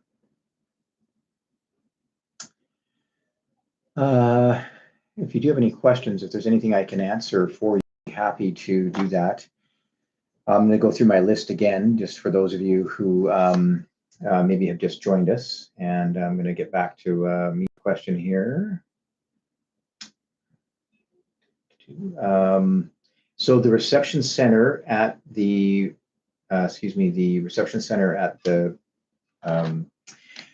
Penticton Trade and Convention Center, that's at 273 Power Street. It is open and active. If you're heading there and you're able to register online in advance, that can really save you a lot of time. And the other thing too, if you are on evacuation order and you have somewhere you can stay or a family member that you can stay with, that type of thing, or a friend, can really help. Just because there aren't a lot of hotel rooms, or there aren't a lot of accommodations. I did confirm that I heard that the Premier did indeed at 1 o'clock issue a provincial state of emergency, and that is to deal with not just this wildfire, but all the different wildfires that are happening. So important to keep that in mind. It basically just means that there could be, that gives the province some special powers to manage what is a very, very difficult situation. And I know that during an incident like this, what we're dealing with in this region with the blanket of smoke, this major wildfire, it's very tough for tourism operators, wineries, restaurants, and all the other people who really rely on that. Now, certainly restaurants, some of them might be busy because of what's happening with people in the area on evacuation order, but certainly it's just a difficult time all around. So I would invite anyone who might be watching from outside of the region to just check ahead before you come to the area, just to make sure that potentially you're not taking up a room that could go to someone who's on evacuation order. I think that's the direction from the province, but at the same time, it's challenging all around, because I know all of these wineries, especially in breweries and distilleries and cideries, different operations that really rely on tourism. It's a tough time for them, and it's tough to just say, well, just don't come to the area, because it's a hard message, but sometimes that's the message we have to forward or pass along, because it's just there's a big situation happening, a major emergency. So anyway, so with Summerland right now, Summerland is heavily impacted by this wildfire, the Bald Range wildfire, and a lot of work will have to happen to get that community back to some semblance of normal and get people home. And it's going to take some time. So again, just getting your mind, if you're outside of the area, and for me, it's the same thing. I'm on evacuation order, and I'm thinking to myself, How long will it take before I can just get home, even just maybe for an initial visit? I don't know. But as soon as the information becomes available, as soon as there's an opportunity to get people back into their homes, even if it's only temporarily to access their property, that information will be made available right away. I'm going to step out a second here to see if there's some new information coming in. I'm monitoring a lot of sources here, so I'm getting different things coming in, but I just want to double check if any information has been updated. So I will ask you to be patient for just one moment, and I will come right back. So please stand by.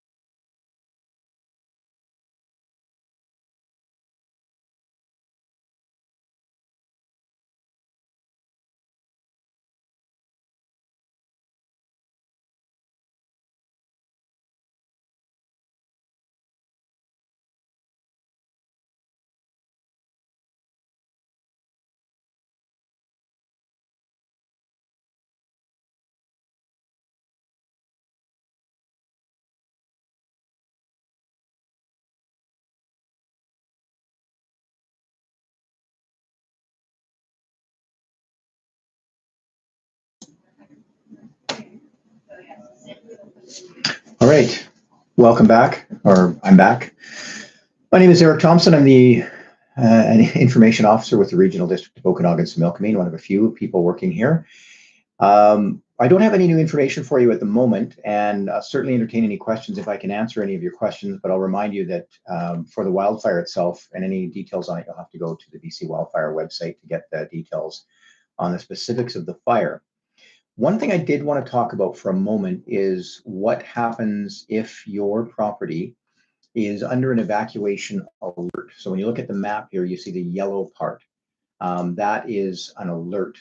And an alert basically means that what you need to do is get ready, be prepared to leave on short notice. So many of you may know this, but not everybody does. An alert is basically, it means that you need to be prepared to leave on a moment's notice, at a moment's notice. That simply means that you're being placed on alert a certain number of properties in this particular case with this wildfire, because it was that search and rescue and whoever else was available, RCMP had to go out and say, you just need to leave now. And then you had heard probably previously that approximately 55 people couldn't get out. So with that in mind, I'm going to check here and show you what an evacuation alert, and it simply means it's time to get prepared. So you need to be prepared to leave your home on short notice. If you have a grab and go bag, basically means that you have some of the key items that you need, documentation, important papers, basically, and then also just personal items, things that that you might want to take with you if you are out of your house for a few or many days. Important to locate all your family members, designate a meeting place, so an area outside of the evacuation and order zones, in case that order is issued while you're out. Someone's at work and someone else maybe is at home, so you could be separated. Prepare to move people who maybe have some mobility challenges, and elderly neighbors could fit into that group too if you know that they might need some help. And then also, if you can contact the EOC in advance, if maybe you do have some needs that would hamper you from leaving the area. Pet owners, hobby farms, you can contact Alert, the Animal Lifeline Emergency Response Team, and there's the number there, 250-809-7152. Their website was up earlier. Farmers who need assistance would usually call the Emergency Operations Center, and then often AgBC, the agriculture group up in the province ministry, would come in to help out. And I thought I was being paged there. This is one that's interesting for some people, is to store your firearms. So making sure they're stored correctly if you have to leave your home safely and appropriately. And then you don't have to leave if you're under an evacuation alert, but if you do want to proactively leave, you certainly can do that. I'm going to pause for just a moment and take a quick call from the media, and then I'll be right back.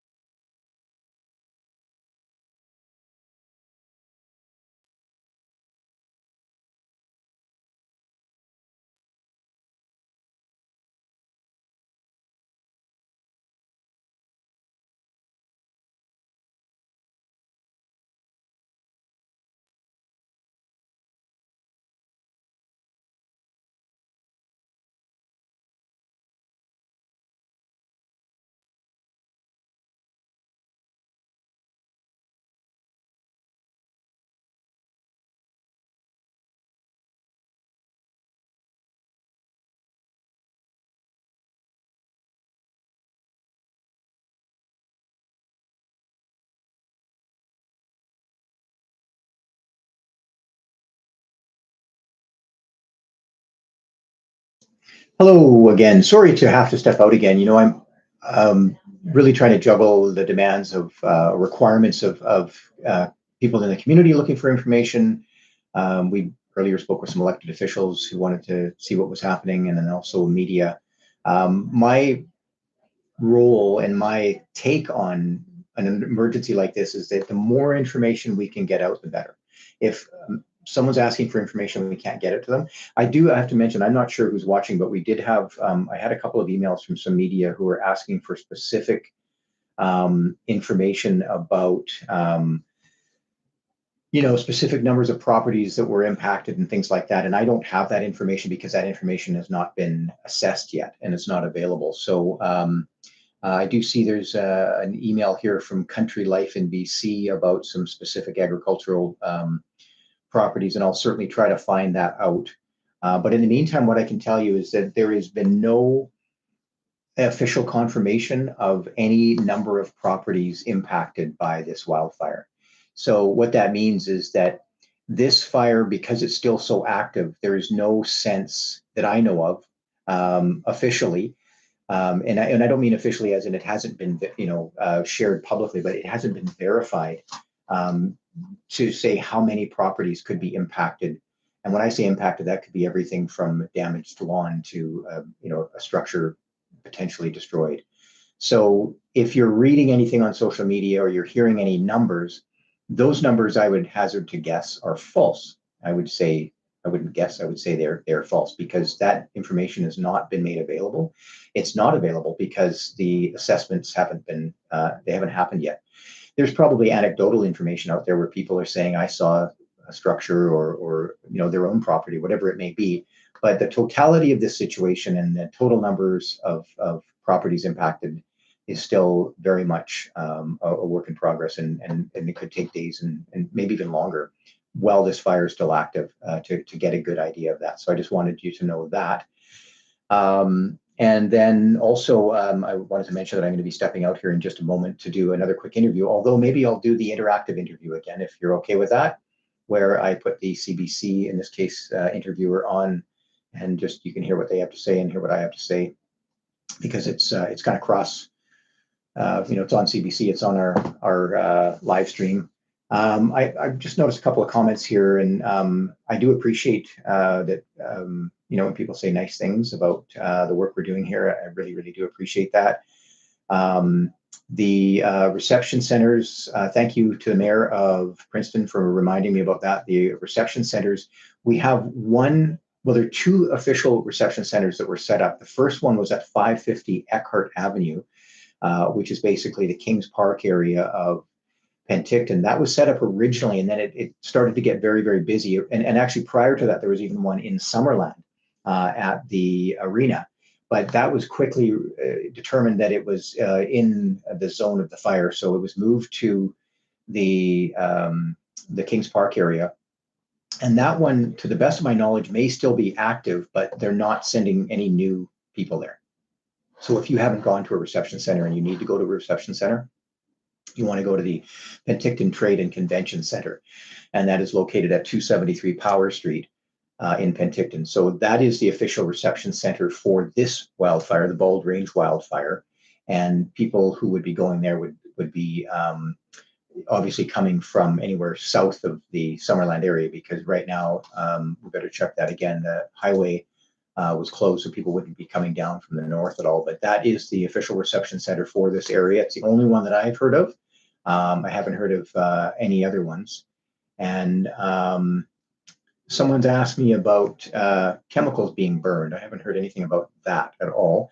I'm going to take this phone call really quickly and come right back online in just a moment. Stand by, please.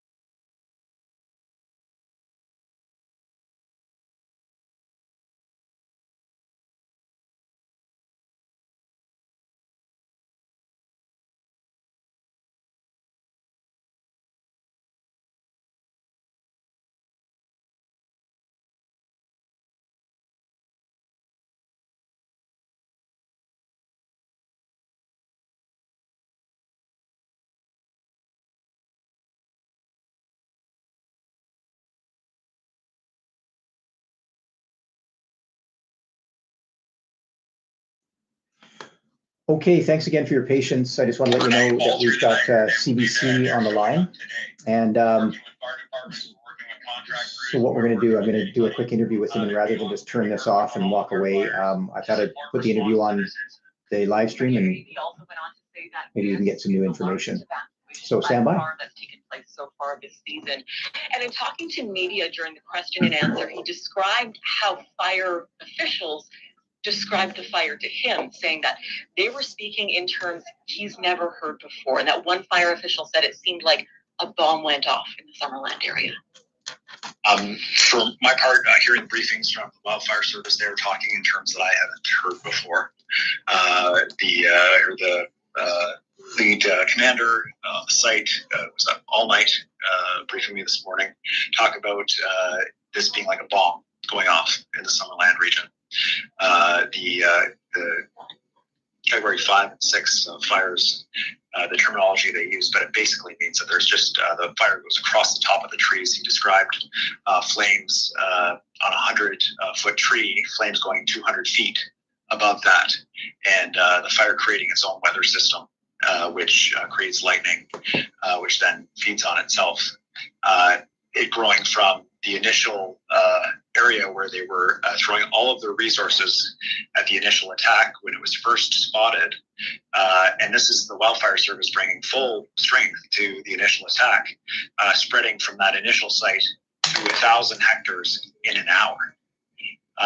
This was a remarkable escalation in fire activity, and I just want to underline how quickly conditions can change on the ground, particularly for those who are facing evacuation order.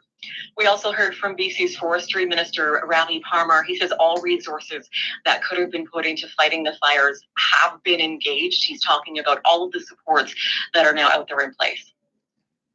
I think the tough thing for our crews, given the circumstances of this fire in particular, is there is no more resources that could have been put on this fire to deal with the particular challenges that this fire created. And I know that is very hard for people to deal with. And in particular, I think it's important for me to acknowledge this is really difficult for our wildland firefighters. Last night, our wildland firefighters didn't just fight fires, they also helped safely evacuate people. It's really important for me to acknowledge once again that there are no more resources that could have been put on this fire. It is the responsibility of Cliff, and it's the responsibility of the BC Wildfire Service to ensure that our wildland firefighters and our aerial fleet are protected and we're not putting them in harm. So we did hear the Premier say that homes have been lost, properties have been destroyed. We don't know where exactly, what type, how many at this point. And they did, Sarah, I want to bring you back in from Kelowna, Sarah Pinton. He did mention as well, they went into a bit more detail about some of the people that needed rescuing who become trapped in the flames. They said there are air evacuations underway for people cut off by the fire. And interesting to note, I noticed that David Eby, when he said that, he used present tense. Air evacuations are underway. I speak, but I went back and cross-referenced it with the press release that came out right after. It also says air evacuations are underway, present tense. So are they still ongoing? Where exactly? How many people are affected? We don't know, but presumably, he did say it is still very much a fluid and developing situation. But yes, they said they used 18 aircraft to rescue 50 people from the flames at this point. And I know we just have so much more information that's still coming in. It's still fluid, but we can appreciate all your gathering from the ground as well in Kelowna. Thank you very much for that, Tanya Fletcher. Yeah, that really struck us as well here. The fact that, yes, there are still people who are trapped by this fire, and that firefighting resources like planes and helicopters that normally are fighting fires are rescuing people from behind the fire lines as well. And again, the fact that they pointed out that the potential of seeing another fire like this is very real, and that this fire will continue to burn for quite some time. These conditions are exceedingly challenging for firefighters on the ground. There are also firefighters who have arrived from Mexico, from Australia as well, and they talked about how these these firefighters were brought in ahead of time in anticipation of conditions just like we're seeing now. So the firefight definitely continuing, and we'll continue to cover it throughout the afternoon. Thanks so much for joining us on this live special broadcast here on CBC as we cover the Bald Range fire here on CBC. I'm Sarah Penton in our Kelowna studio. Standing by, we have Eric Thompson. He is with the community, the resources, I should say, the evacuation center, and has been following this and continue to follow this right along ever since the fire started last night. Eric Thompson, hi there. Hi. You are broadcasting live as well on your own YouTube as well. You're the head of communications for the Emergency Operations Center for the Regional District of Okanagan-Similkameen. What are things like where you are right now? Well, right now we're in the Emergency Operations Center, and it's certainly been busy right through the night, in fact, and there have been a few people who stayed a long time overnight but have gone home for a break. And there's a lot going on because of all the information that you've been sharing and that we've seen coming out of Summerland is that this fire is so active right now that it's just it's managing what isn't, it's not like it's contained, and that's a problem. And again, I'm hesitant to even speak to the fire because I'm not there and I'm not with BC Wildfire Service, but just the information we're hearing. So here in the Emergency Operations Center, it's been flat out race basically to try and answer questions, provide support to the response, and there's just a lot going on. And I want to mention, I sometimes forget to mention that our hearts do go out to people. My thoughts are always with people who are impacted by these fires, but also the people who are out there on the front lines. It is quite a job to be in that heat and smoke fighting a fire like this. Definitely very difficult conditions. What are some of the most common questions that you're getting right now at the Resource Center? Well, really what people want to know is where is the fire going? Again, that's so difficult to tell. Winds change all the time. Monitoring that BC Wildfire website is so important because that's where you get the most current data. BC Wildfire has been so good about updating it in almost real time. As soon as they have verified information, within an hour or two, it's up. So that's one question. People want to know what the fire is doing, and difficult to answer. Certainly, that's not something I can answer. And then the other one is, when can we go home? People know how to get support. I think the ESS process has worked really well, emergency support services. So people want to know more about what are the next steps? When can I go see my property?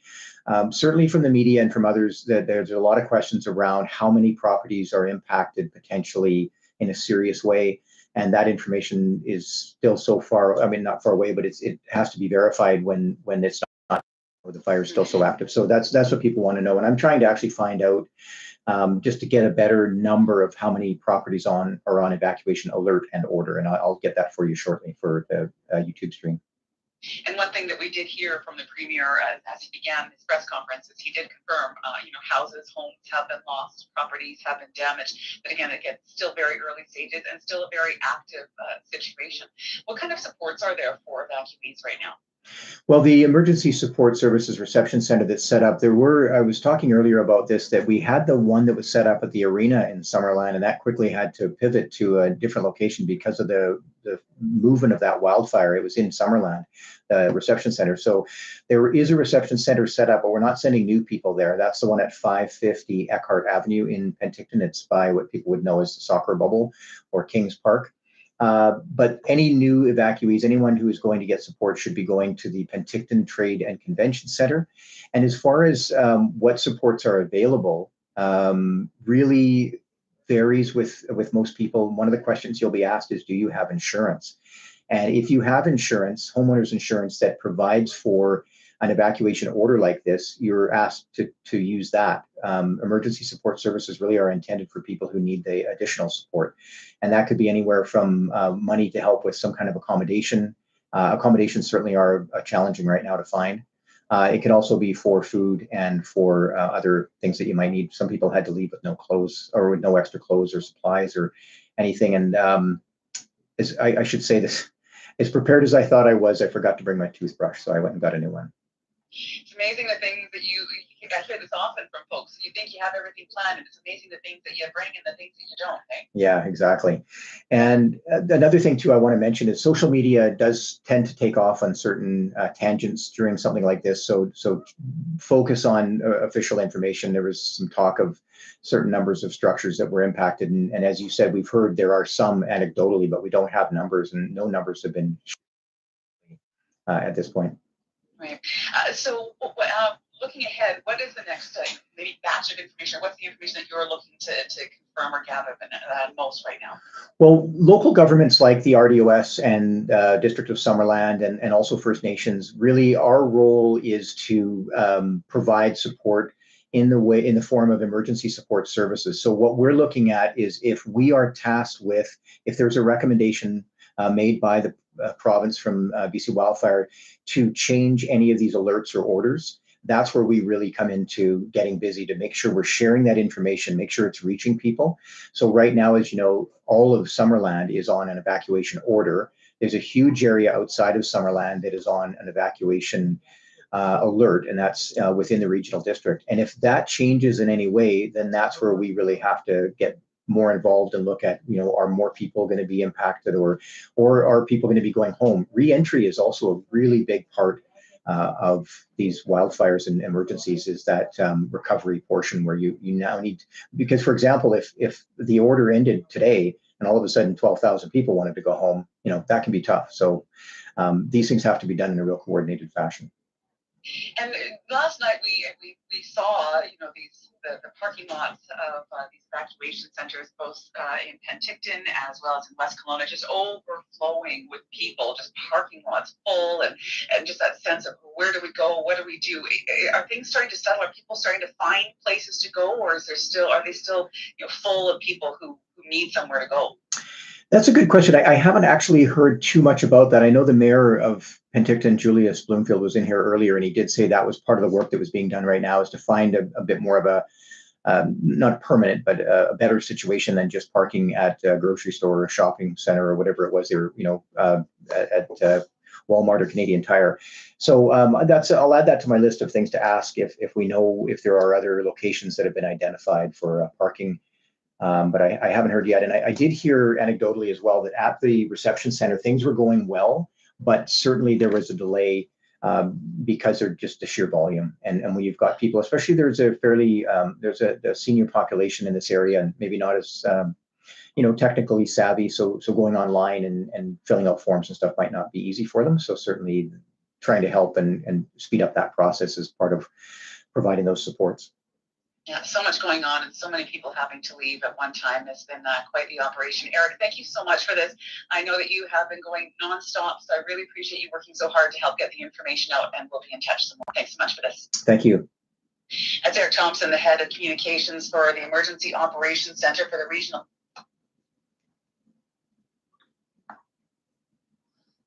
And you're clear. All right. That was CBC. They have a special program. I'm not sure how far and wide it's going. I think it's BC wide, talking about this wildfire.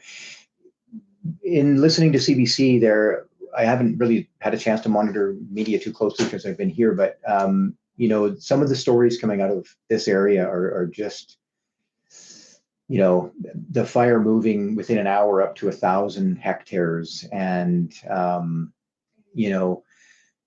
people having to be rescued by aircraft.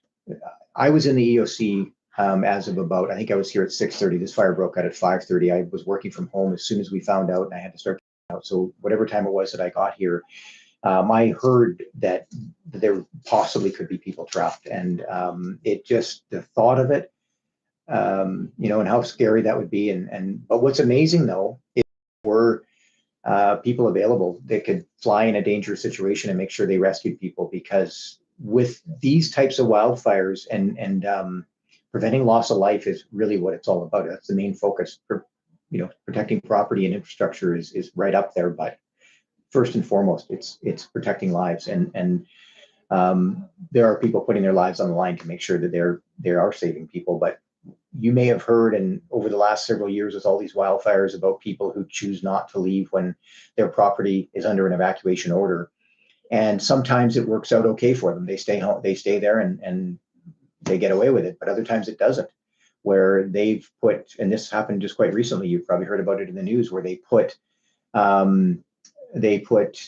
somebody was told to leave because it was dangerous, and they were not happy with the first responders who told them to, or asked them to leave, and were cursing at them. And then before long, they had to come back and rescue the person. And what that does is put those first responders at risk, and it also prevents the firefighting efforts. So on that note, is probably a good time to remind people, if you know of anybody in the area, or you might be one of those people, if you own a drone, don't fly it anywhere near this fire. That will ground all the aircraft, and they won't be able to fight the fire. It's also dangerous for the aircraft. And if you're out on a boat, it is very smoky here right now, but it's not a good time to be out on the lake in the area where they might be trying to scoop some water. Just going to check and see what it looks like outside right now. We're in downtown Penticton, and I don't know if you can see that, but probably not. It's very, very smoky. You can see the sun, so it's not as bad as it has been. But last night, so August 7th, when this fire was really starting to get big, the sky looked just like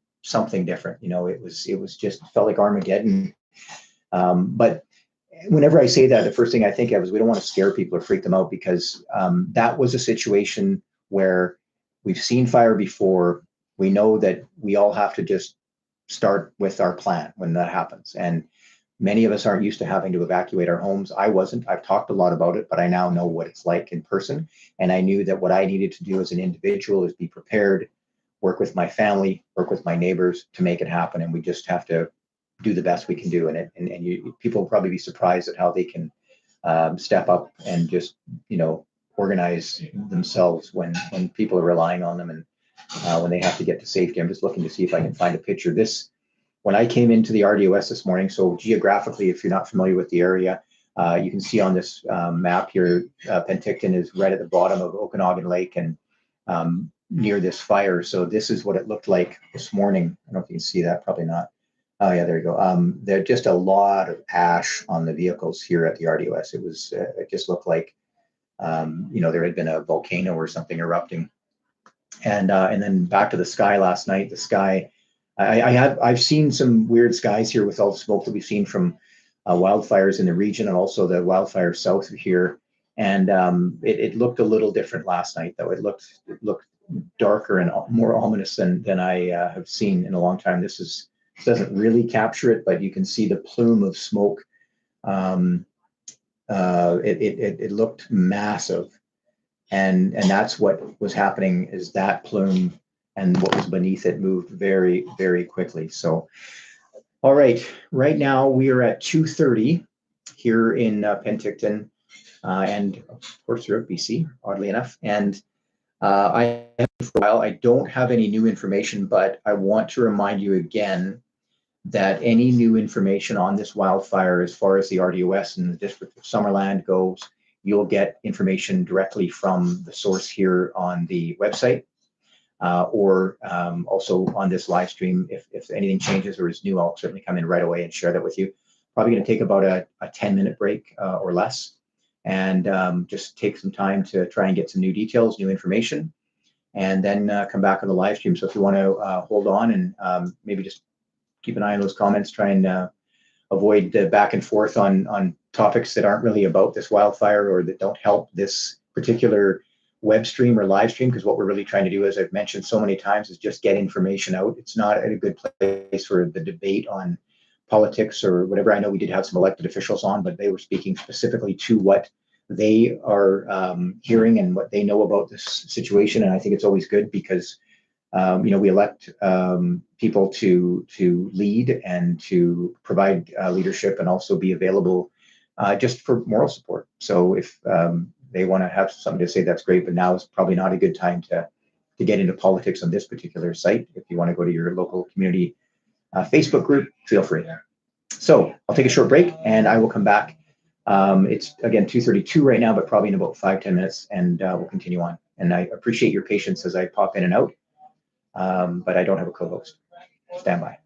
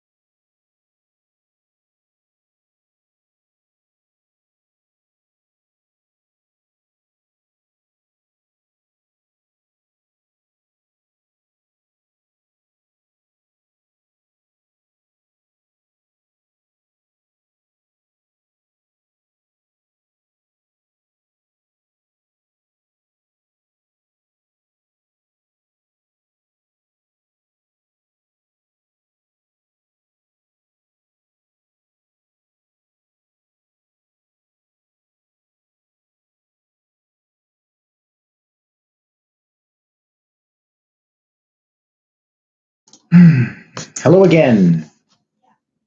Long pause there. I don't have new information for you, so I took the opportunity to just work my way through the Emergency Operations Center and see if there was anything else I could find out, and just talk to some of my colleagues and find out what's been happening. Basically, the latest information here from the regional district is that at the moment, the situation hasn't changed as far as the current evacuation alerts and orders. So you've seen the order that's in place for Penticton, and that is impacting part of electoral area F as well. So those that were issued already have remained. And then we have the evacuation alert area as well. And I did get some numbers for the RDOS, not for Summerland. I don't have that available at the moment, but the total number of properties currently on evacuation alert in the regional district of Okanagan-Similkameen, so that would be area F, is 18. So 18 properties in the RDOS are on alert. And the total number of properties under order for the RDOS, that doesn't seem right. No, that's correct. Sorry, it's 414. That's just for the regional district of Okanagan-Similkameen. So the numbers for Summerland, of course, would be much higher for the order because all of Summerland is on this evacuation order. So just to recap again for alert, you know what, I'll put that in the chat just in case anyone's looking. And that was as of around 3 o'clock this afternoon. Properties. I always capitalize this just so it kind of stands out. Might not be grammatically correct, but it stands out that it is an evacuation alert as opposed to an order. Properties under evacuation alert in the RDOS as of 3 p.m. Nope. We've got, what do we have? 18. That's as of 3 p.m. on, what is today? Saturday, August 8th. Celebrating my anniversary tomorrow, by the way, and I'll be here. Saturday, August 8th, 2026. Okay, that's as of 3 p.m. That's total number of properties under evacuation alert. And that is, of course, due to this fire here. And then properties under an evacuation order for the RDOS.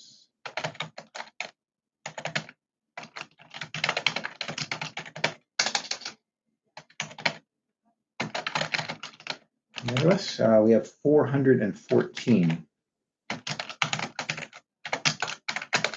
as of 3 p.m. on Saturday.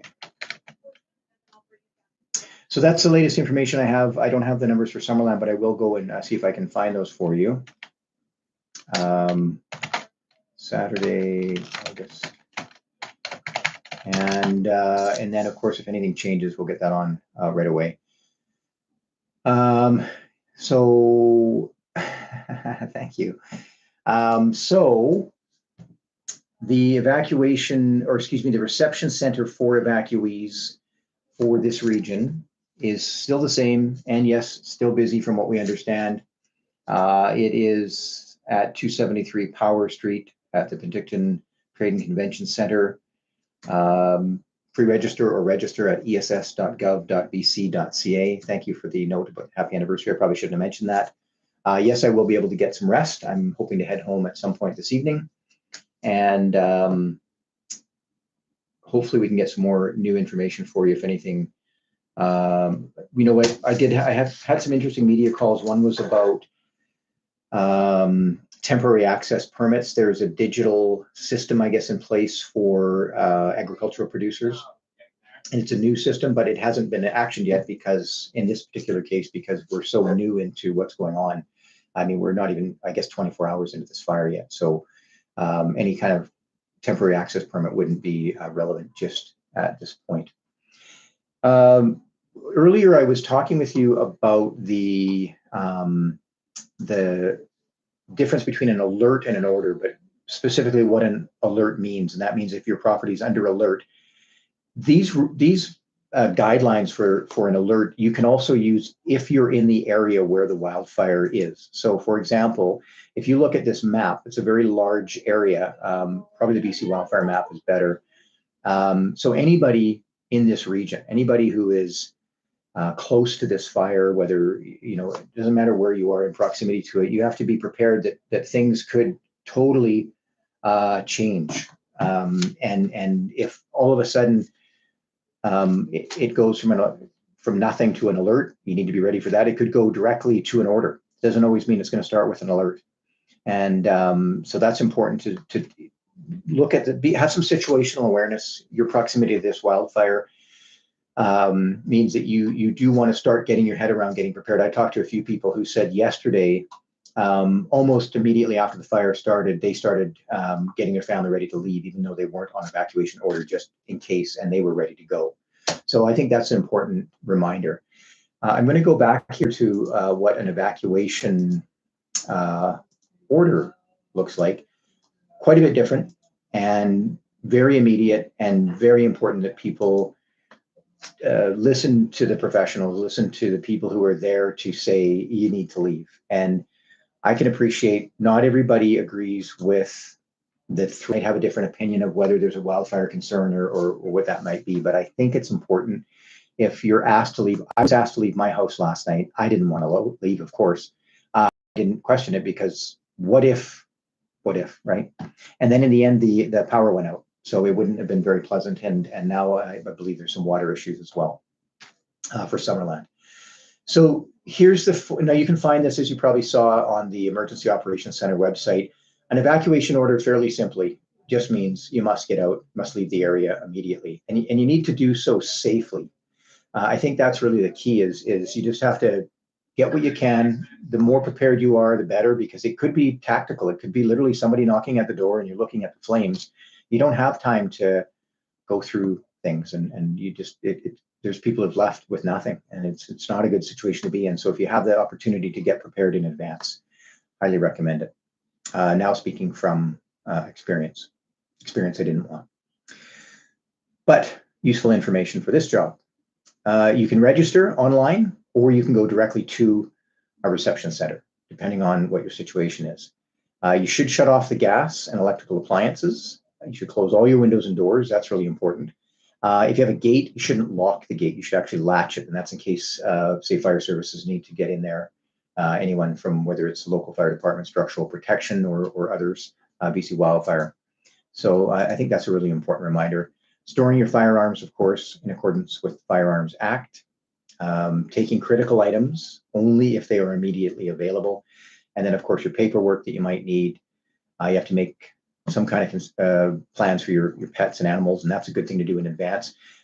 Over the last several years, I've seen with evacuation alerts that as soon as there's an alert in place, certain groups will step up and start saying, okay, we need to look at a vulnerable population. We need to look at people who have livestock, and because if an order hits, there might not be enough time to get people or livestock out, because now you're in a situation that's pretty serious and fast moving.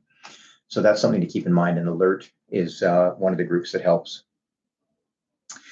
Okay, and then this is an interesting one, is don't use the telephone unless you need emergency assistance. I think with cell phones and stuff, you know, the idea is let's not tie up communication channels, but one would hope that it's not going to be too much of an issue. Anyway, so that's what the difference is between an alert and an order. And then we had a question earlier about what would happen how would you be notified if your property is now on evacuation order, but it's moving to an alert and you can go home, or it's going just to all clear. If that happens, you would be notified through the original process through Voyant Alert. So when you sign up for Voyant Alert and you receive a notice that says you're under an evacuation alert, if that changes, that message then turns to an order, and then that message then can turn to rescind or all clear, and you can go home. That's one way. If for some reason you don't have Voyant Alert, then the other option is you're checking the website here, going to this map, seeing where your property's at, if it's impacted, if it's on alert, order, or all clear. And then, of course, local media have been incredibly helpful with sharing information about the changes with alerts, orders, and those types of things. So that's another thing that I think is really important is, if you go to the media, most media are really good at basically just sharing it directly from the source. So you can be assured that it's accurate. But in some cases, there's blogs now and there's Facebook groups that people aren't necessarily journalists, and they might have got it wrong. So if you want to double check, I would always, that's a good journalism plan of attack, so to speak, is verify your source. So get a couple sources, can't hurt. And barring that, make a phone call. Give us a call here at the EOC just to double check, 250-4904-225. We heard earlier as well that there was a provincial state of emergency declared at approximately, I think it was 1 o'clock this afternoon officially, by the province of BC, and the Premier was listening earlier on CBC about that. The Premier was talking about some of the conditions he heard about from some of the first responders, people who were battling this fire, and he heard about the fire creating its own weather. So right now, I've been in this building for quite a while, so I haven't had a chance to go and look at the fire and just from down here, from Penticton. But from what we know, when you look at the BC wildfire map, this fire is still very active. That's a pretty large area. So where it's going, what it's expected to do is something that BC Wildfire will talk about. And we're hoping that later on we might be able to connect with BC Wildfire to give us that part of this story is what are we seeing the fire do? What are we anticipating? A lot of it has to do with the weather, the wind, and then the assets that are there to fight the fire. BC Wildfire has been good about posting that as well. So when you go into the fire itself and you click on it, you can go through and see what they've got as far as equipment and that kind of thing. I see somebody's mentioning pets. I have a dog, Lola, and 2 cats and a hamster.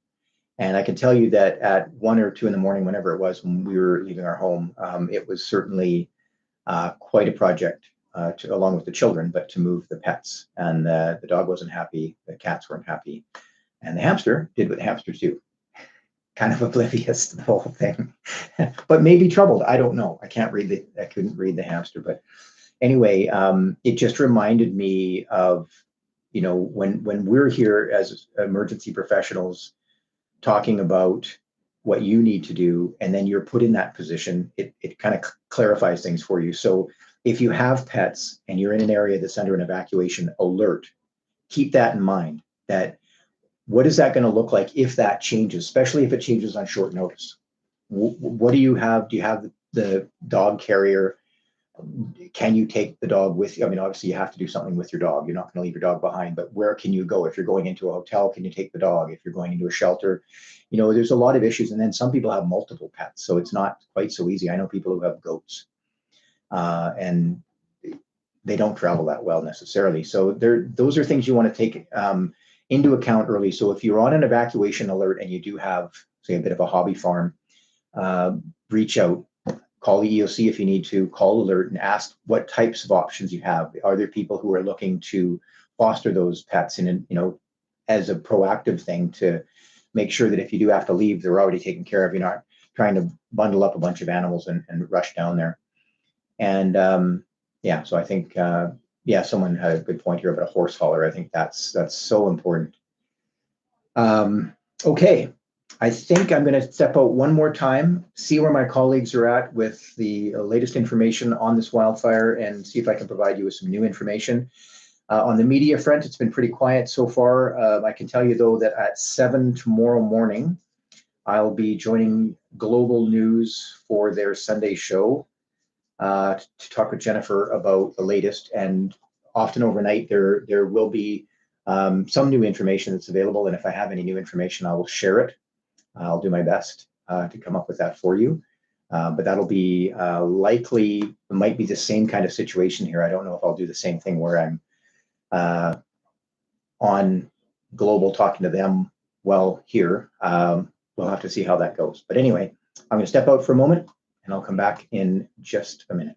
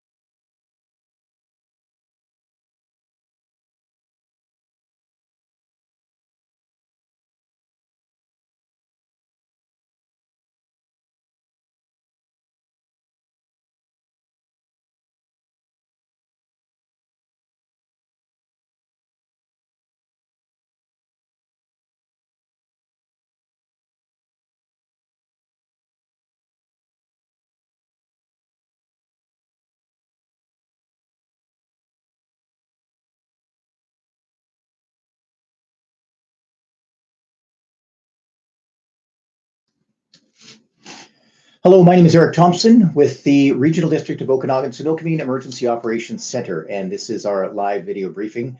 We've been live streaming throughout the day and yesterday as well to try and provide the latest information as well as tips about what you should do if you're under an evacuation order or alert.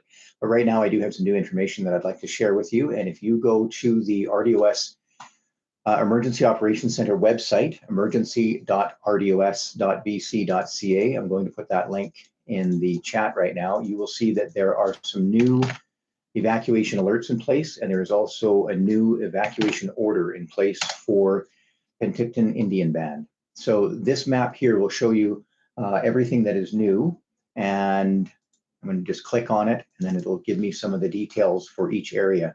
So I'm going to just leave you with that for a moment, and I'm just going to step out in a second because I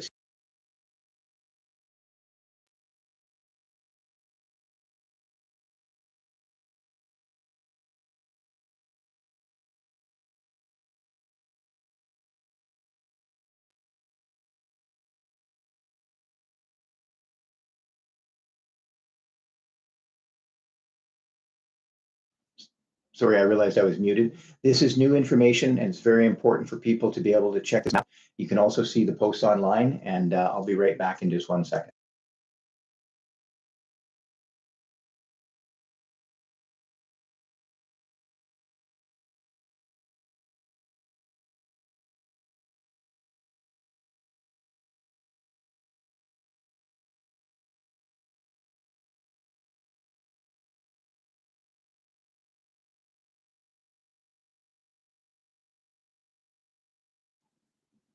Okay, sorry about that.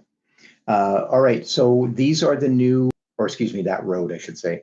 Okay, now if we look over here too, this is a new order, and this is for Penticton Indian Band area, Shingle Creek Road.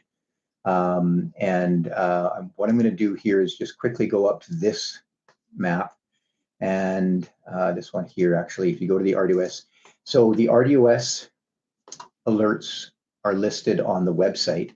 And for PIB, I'm not sure that those ones are listed here. I'll have to double check. But anyway, so this is as of 3 o'clock today. It's an evacuation alert. And there are, if I'm not mistaken, 3 areas. So Greater West Bench and Kickanee Park, that's in electoral area F. Brent Lake, Shingle Creek area, that's electoral area F as well. So that's the area outside of Summerland and Penticton as well, but outside. And then Farley Lake Road, electoral area I. So those are evacuation alerts that are in place. They're new evacuation alerts.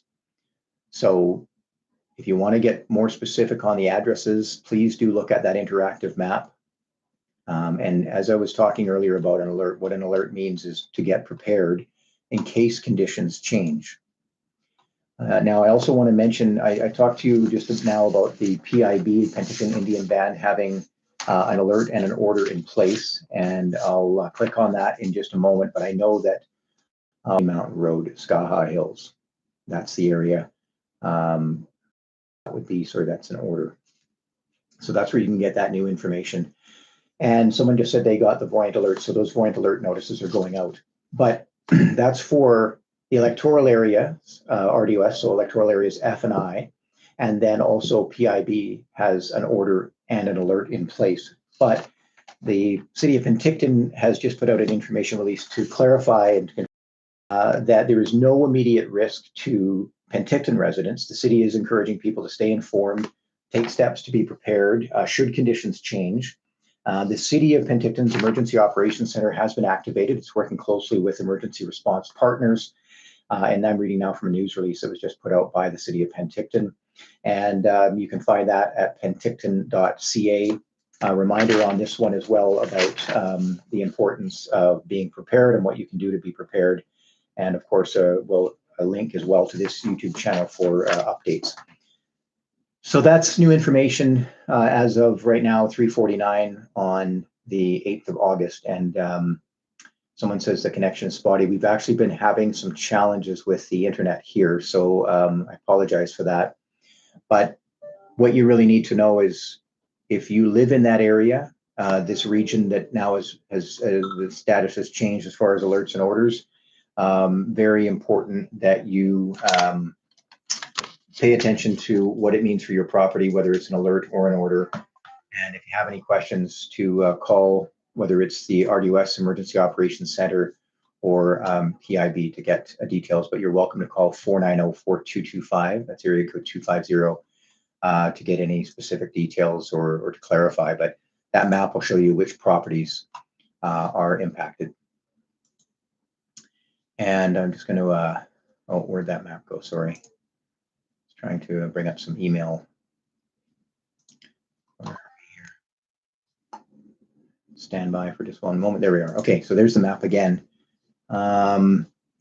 So if you look closely, if you zoom in on this map and you're looking at the additional evacuation alert zone, that is a fairly large zone, and it goes down along the highway and includes West Bench, the West Bench area right in there.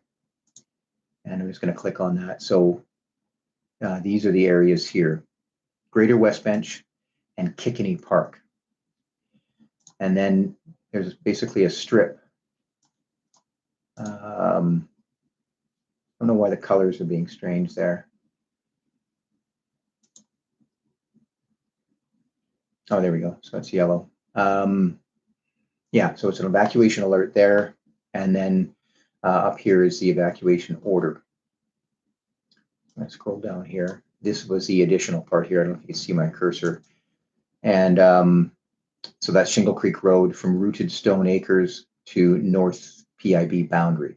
That's to the northern region there. So that area is under an evacuation order. So what that tells me is when I look at the BC wildfire map, these orders are put in place as out of an abundance of caution, depending on what the wildfire is doing. And I haven't spoken directly with BC Wildfire, and certainly would like to hear from them a little bit later on. We have an invitation when they have time to join us. And I don't have any invitation or any information on wind expected to come through or the fire behavior. Fire behavior certainly is something that BC Wildfire would have to speak to. And the wind, I think what I can tell you though is that I know, having, you know, as a resident, that the winds do tend to pick up in the afternoon. Most people know that, but which way they're going to go, I don't know, or which way they are going.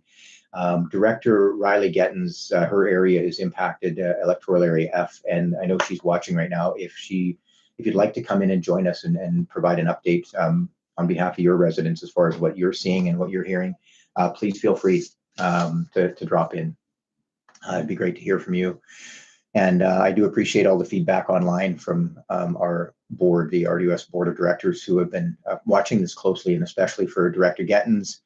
And then in the District of Summerland, Mayor Holmes, he was in earlier talking a bit about his situation because he is on evacuation order just like I am, and many of my coworkers, and then Mayor Julius Bloomfield as well, who was in to talk about what's happening in Penticton, which is the host community for the reception center for the Emergency Support Services Reception Center, which is set up at the Penticton Trade and Convention Center.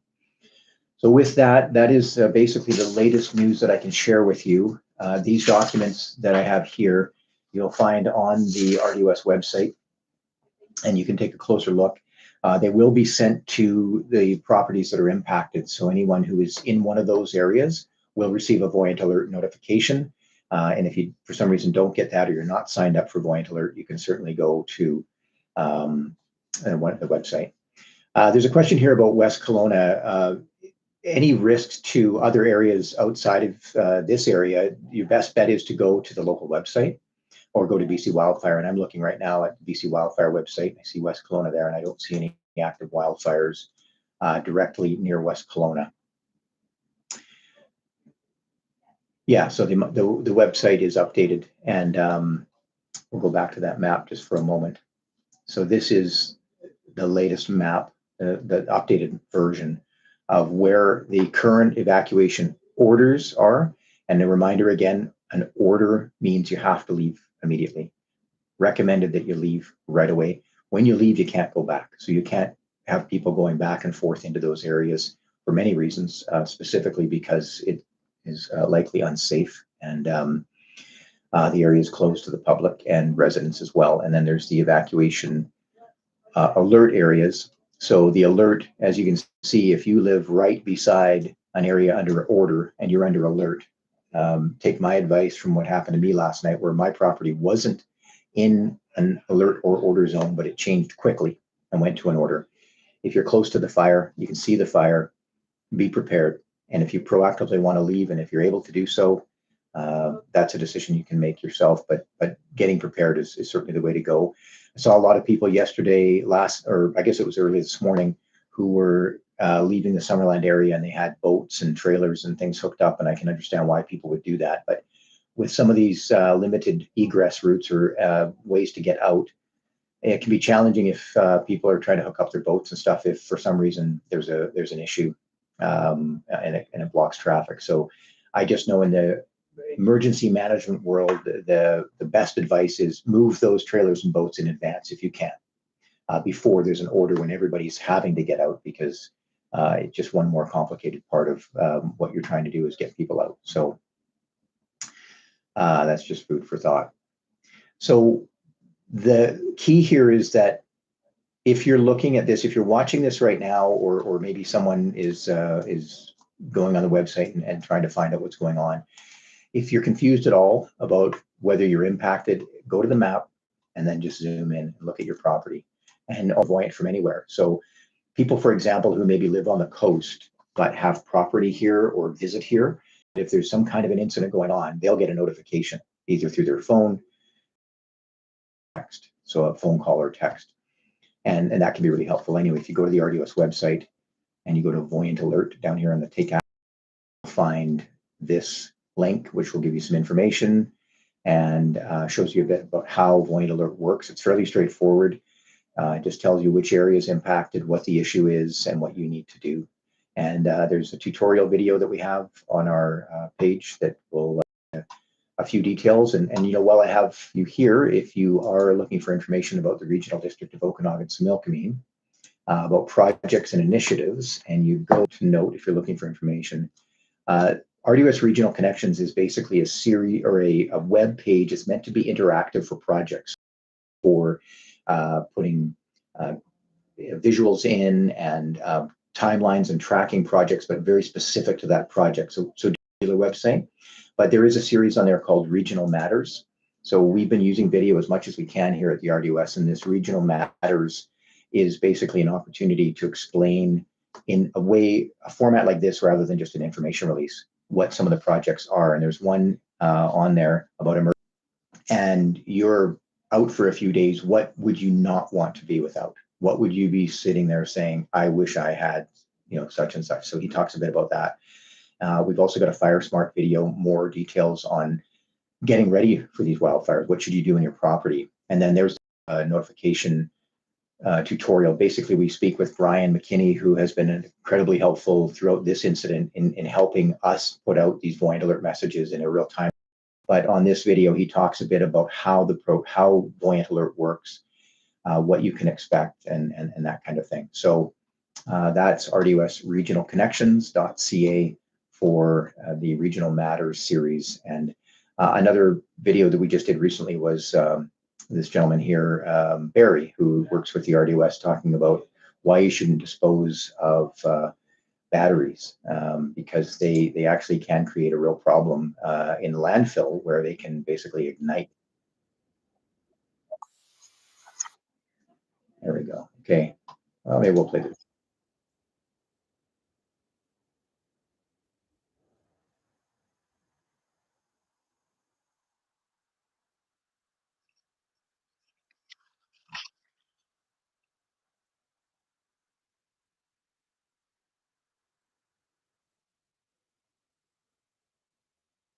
There you go. I'll leave it there, and if you'd like to watch it, feel free. Okay, information is now posted on an evacuation order issued by the Penticton Indian Band, and also an alert that's impacting that, the PIB as well. And then there are alerts in place as well for the RDOS, for Kinney Park, Brent Lake, Shingle Creek area, that's in Area F, and then Area I. Lake Road. And as I mentioned, PIB, or excuse me, Penticton, City of Penticton has put out an information release that's on the website, penticton.ca. Penticton is a partner in this emergency operations center. They've activated their own center, but they're also the host community for the reception center, the ESS reception center. And they're just reminding residents that while there is no immediate risk to Penticton residents, the city is encouraging people to stay informed and take steps to be prepared should conditions change. And with that, I'll take a short break and I'll be back with this live feed in just a few minutes. Stand by.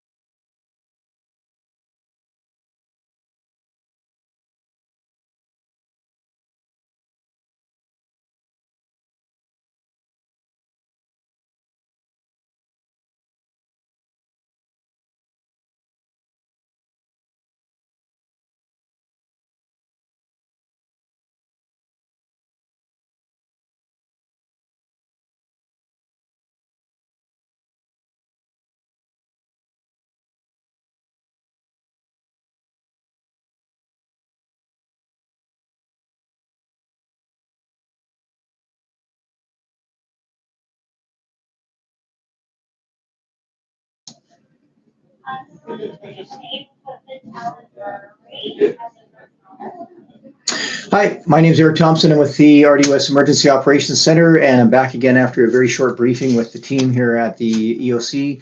And I've heard from the call center here, and the call center, as someone has pointed out, is on the number behind the board behind me. I know it's not the best, but it's there. It is the number is 250490 or 225, and there were some calls coming in about the latest alert that went out, and that alert showed the Greater West Bench area, and I don't believe it specifically mentioned Sage Mesa, but if you look at this map right here, that's really the key, is not every zone in that area there. So that's something to keep in mind. Look at the map as a good source, but phoning is also a good idea too if you just want clarification. So that's on the alert that went out just a short time ago. That was an expanded alert that goes into our southerly area, and PIB, the Penticton Indian Band, St. Pinkton, also put out an order and an alert. And the RDOS, as a regional emergency operations center, has been working with different with local governments, First Nations, to provide some of this assistance in not only creating some of these alerts and orders, but also making sure that they get posted here on the website. So that is the newest information that we have available. And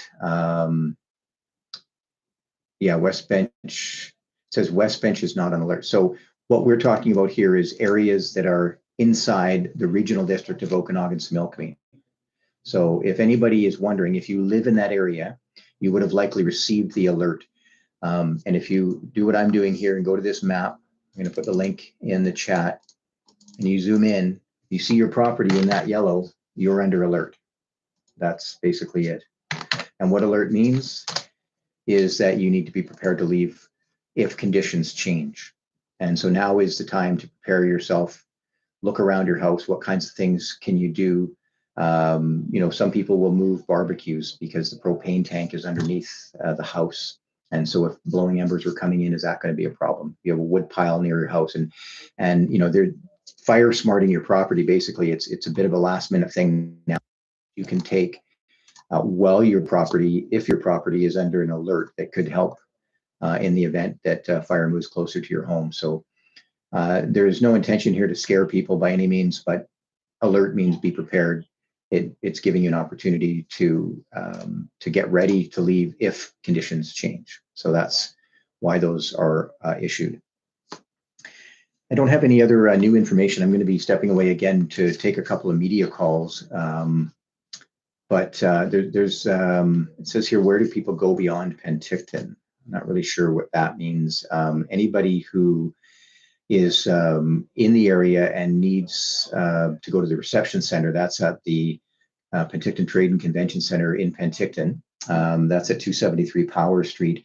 I had heard earlier that there might be some reception centers that are open to the west in Chilliwack and possibly Seabird Island. But just if you go and register online at ess.gov.bc.ca, you should be able to get a bit more information on what you're able to do as far as getting support if you're outside of the area and that type of thing.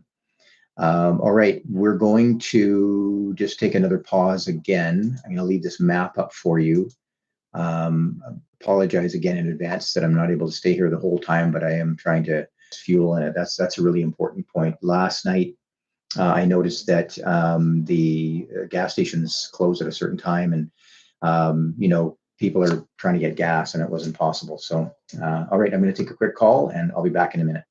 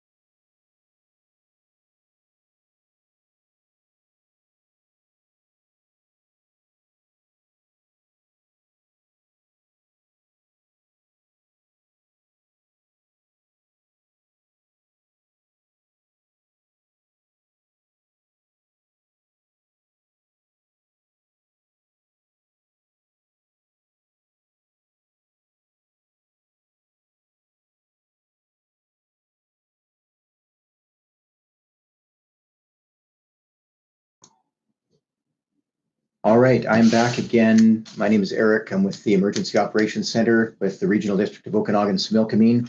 And I apologize for the delay for the last while, or not delay, but just my absence. I know you're watching a live feed that's not very exciting. I should probably put something else up there, but just been talking to media and getting some other information.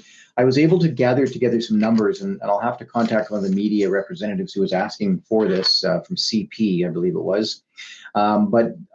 There are a number of properties that are on evacuation order and alert, and I've got the best guess, well, not guess, but the most accurate numbers I was able to get on that. So this is really more for media and interest for the public as well, for anyone who's out there. But the number of properties currently under an evacuation order in the district of Summerland, or excuse me, in the regional district of Okanagan-Similkameen. So these are electoral areas, and the number on evacuation order right now in the RDOS, 416. So 416 properties under an evacuation order for the regional district of Okanagan-Similkameen.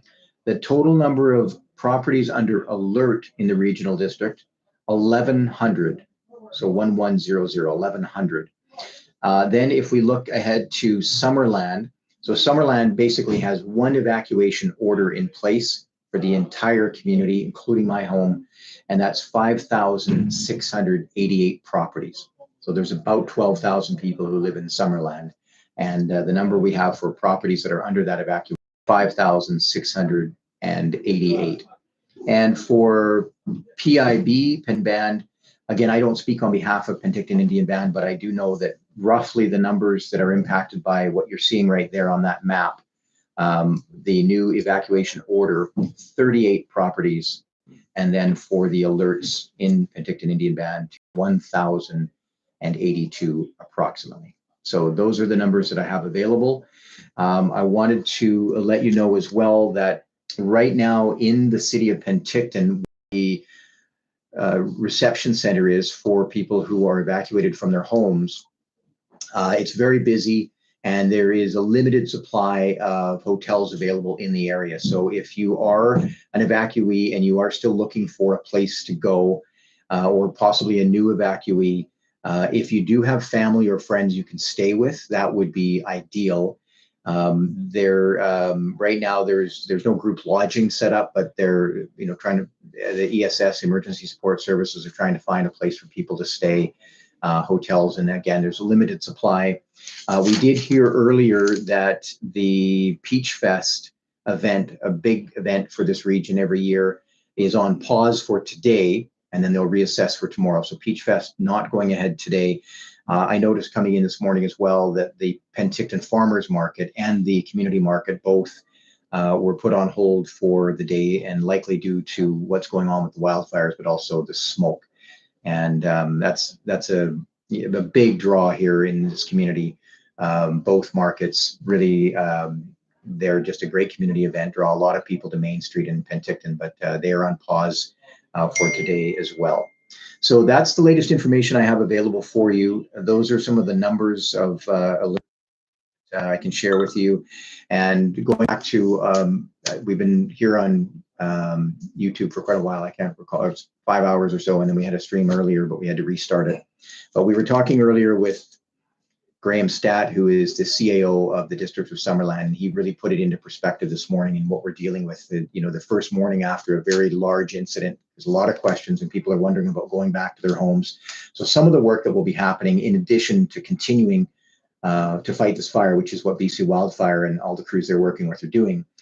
The other side of that is to start assessing properties that aren't impacted by the wildfire anymore, and whether people can go back to those properties, and what it's going to take to get people back into the community. But this isn't likely a 1 or 2 day thing.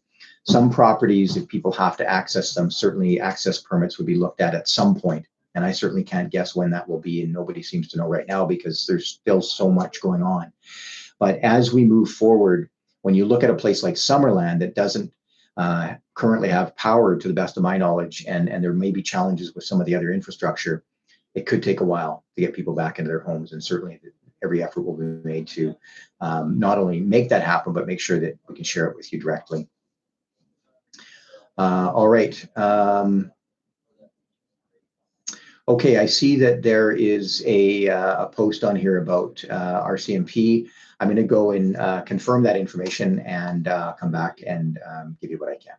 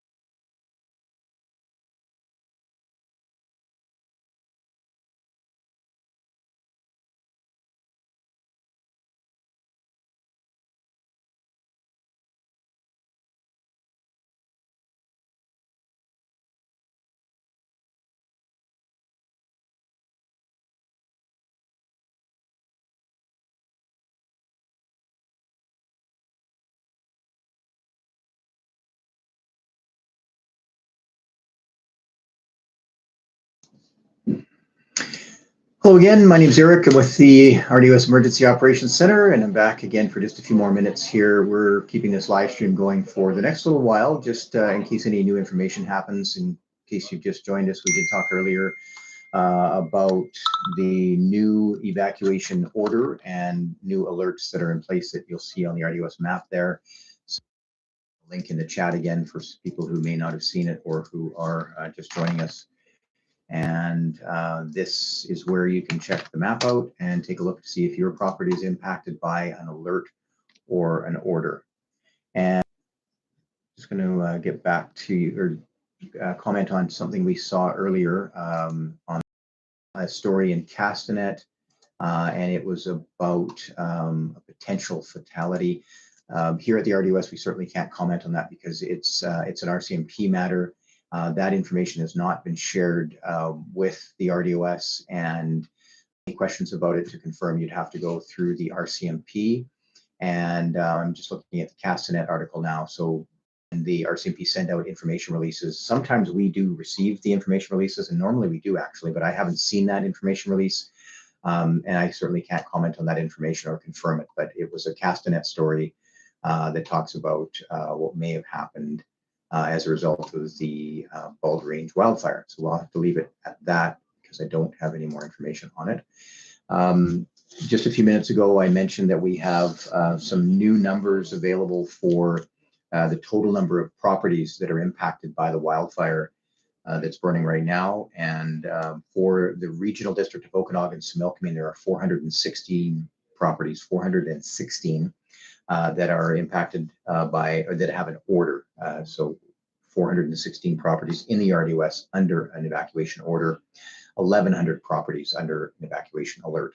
For the district of Summerland, no alerts in place, just one very large evacuation order, and it's impacting about 5,688 properties.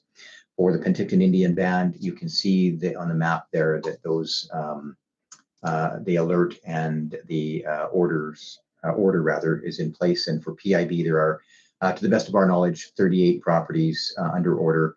And that's based on this GIS information that we have here, because the RDOS Emergency Operations Center is working with PIB and the District of Summerland to help with some of these GIS components and making sure that this map is populated.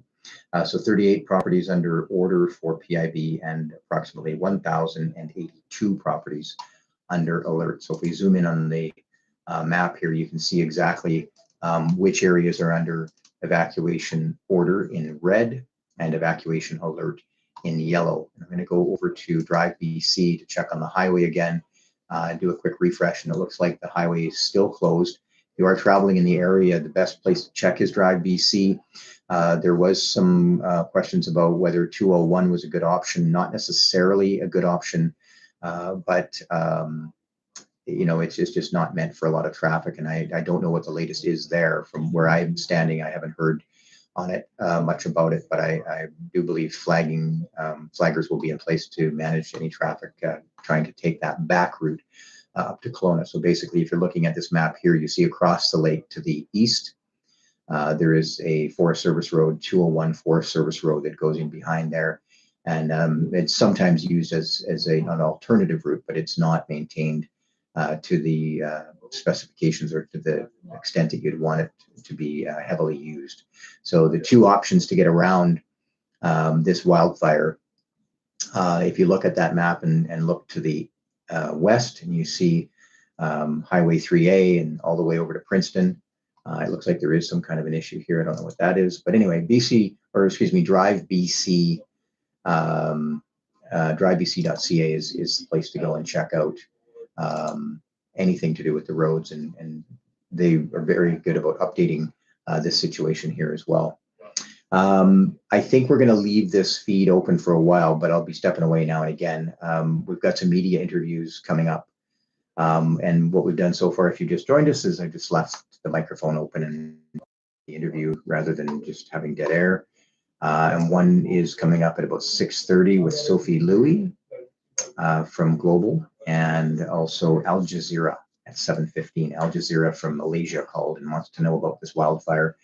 And I'm not sure exactly why, but I think I do know why. When an entire town in this case, the district of Summerland, is evacuated and on evacuation order, that's news anywhere. And it's also, as you know, if you live in this area, it's a big deal for local people.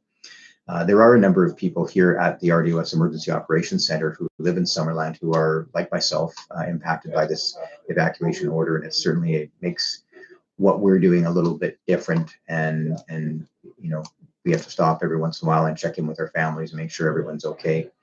But our hearts go out to everyone who's impacted, including those who are working on this wildfire out in hot, dry, smoky conditions, wildfire fighters, fire departments, and those types of people. Someone says I should go for a quick nap. You know, I will be taking off a little bit later on. I'm going to go and have a nice nap, but I'll be back early tomorrow morning. And then, you know, what normally happens with these wildfires is the first couple of days are all hands on deck, and you do need to spend a bit more time. And then you can kind of start to wind it down a bit and really focus on getting very targeted information out to people, any new information, you know, specific things, not just kind of what we're doing, which is just keeping the lines of communication open so people can have a conversation and hopefully not have to search for information and guess. Because when there's an incident like this, it can be confusing, not just for people who are directly impacted, but of course, visitors. People are traveling. I've heard so many stories about people who are coming to the area for different events, and Peach Fest was put on pause for today and coming to town for that. Anyway, I will take a short break again and leave you with one other website that you might want to check out, just to keep an eye on it, I think, if you're looking for information. And it is right here. Where is it now? It's Emergency Info BC. Anyway, I'll go find it later. There's Central Okanagan. I don't know if there's a lot happening there. Let's take a look.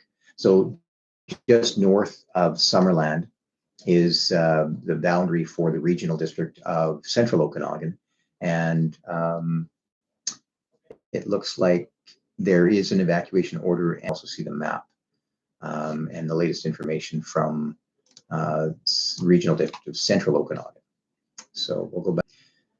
If anybody does have any questions, someone's asking about info on the fire trend, and what I've been saying quite a few times here is that because BC Wildfire is the lead agency on the fire itself, someone like myself with the regional district can't comment on what the fire is doing. I don't even have the intelligence. I have the intelligence. I mean the intel to talk about that, because I don't have that information. But it's also not my job to talk about that, and it would be inappropriate.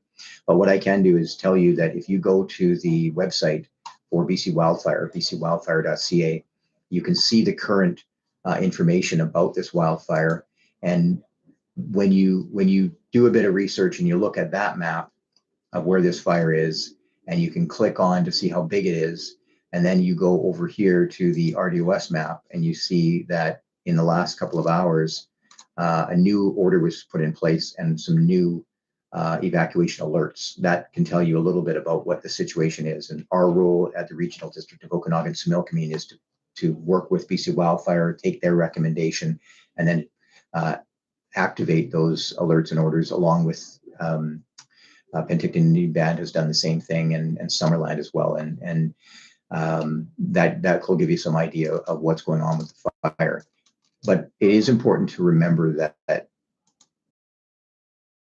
what these maps are showing, when you step outside and look at the fire, you realize that, excuse me, things can change very, very quickly. And winds can change quickly and unpredictable too. And that's what a lot of people have said, and the priest said that earlier today about this fire, that the information he was getting from people who were on the ground and in the air was that it just moved so quickly and got big so fast that it started to create its own weather. And you know, these fires are getting across the province and across the world. They're just different animals. And what we can do locally as individuals and with our families and communities is just try and get as prepared as we can, and be ready that things happen and the conditions change, and how can we be prepared and not let it stress us out too much. And then when we're into this recovery phase, which we'll be moving into at some point, realize that things will take time, and that people are doing everything they can to make sure that you can get back to your home and that you can recover in a way that meets your needs. All right, I will take a short break, and I do appreciate your comments for people who are appreciative of this feed. And again, I'll remind you that if you are at home watching on TV or watching TV, not this, of course, but watching TV, that at 6:30, I'll be on Global to talk a bit more. And if I do have any new information, I'll be sharing it there, but also here on our channel as well. All right, and I'll wrap it up there for a moment and catch up with you shortly.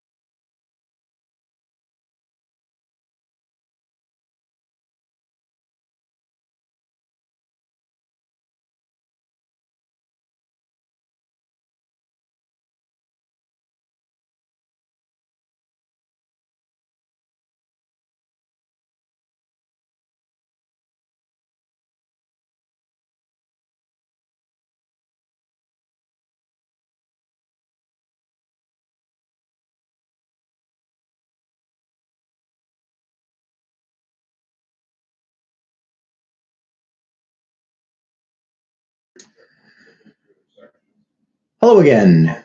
So right now it is 6:09 and I am going to be on the phone here in just a moment, but I just wanted to check in briefly just to say I don't have any new information at this time.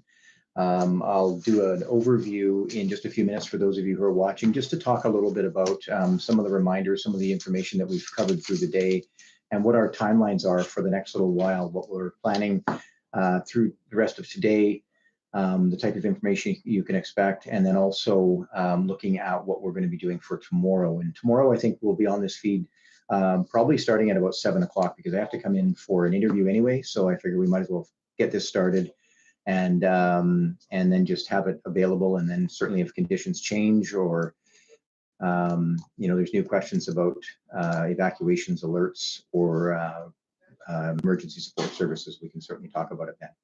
So I'm just going to pause for a moment and working with a couple of media folks.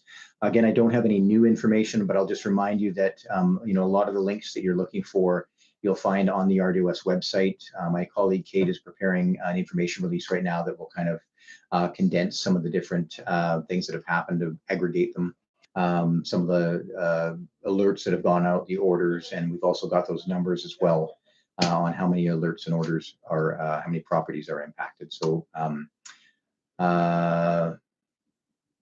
okay, so there's an interesting question, where to go if Penticton is overloaded. So right now there is one reception center that's available, and that is the one at the Penticton Trade and Convention Center.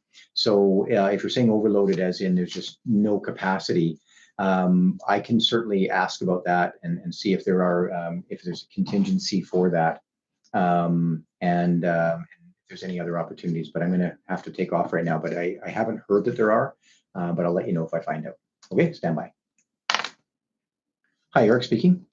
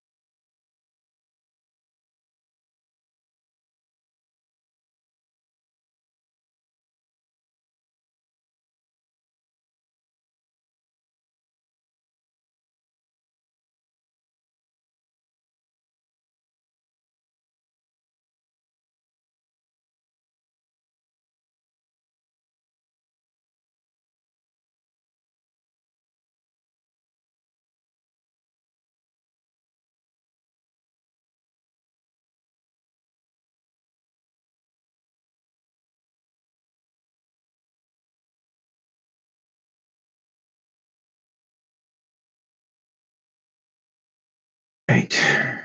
Hello, testing 1, 2, 3, 4, 5. I've just taken the headphones out and I want to see if this microphone works. So if you're able to hear this, if you could let me know, I would appreciate that. In just a moment, I'm going to be going on that computer over there to do a quick interview with Global. And I was thinking of just leaving this audio on, but I'm not sure if you can hear it, but you can. So I don't think the audio will be amazing, but I thought rather than you looking at a blank screen, you can hear what's happening with Global. And the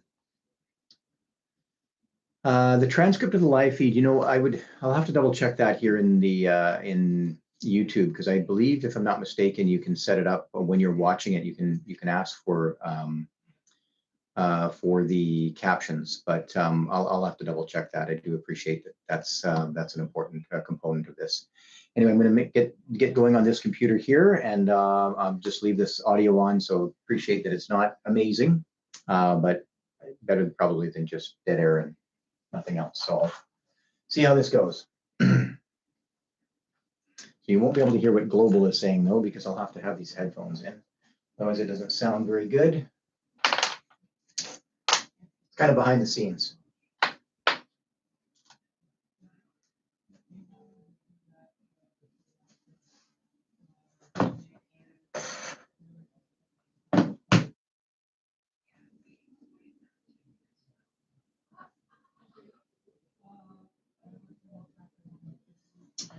All right.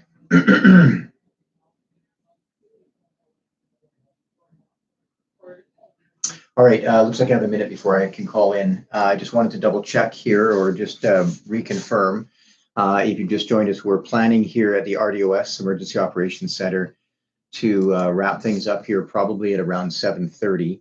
And what I'll do is provide just a recap of what we've heard today, what we've learned, what we're expecting for tomorrow as far as lead and information that might be coming out, and then we'll wrap it up. But one more interview after this with Al Jazeera, which will be interesting, called Asia, because I think what's happening with this fire and an entire town being evacuated has caught their attention. So anyway, we'll see how that one goes, and I'll be with you in just a moment.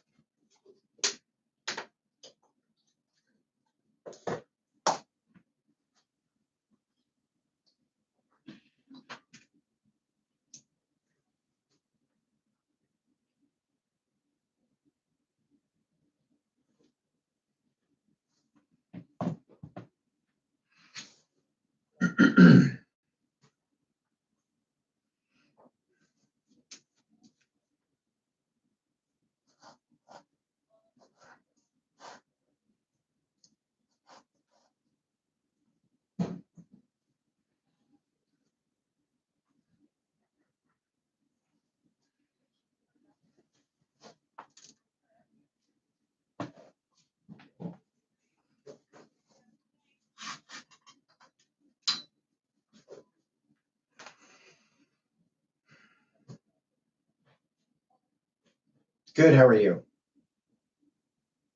Yes, I can. Yeah.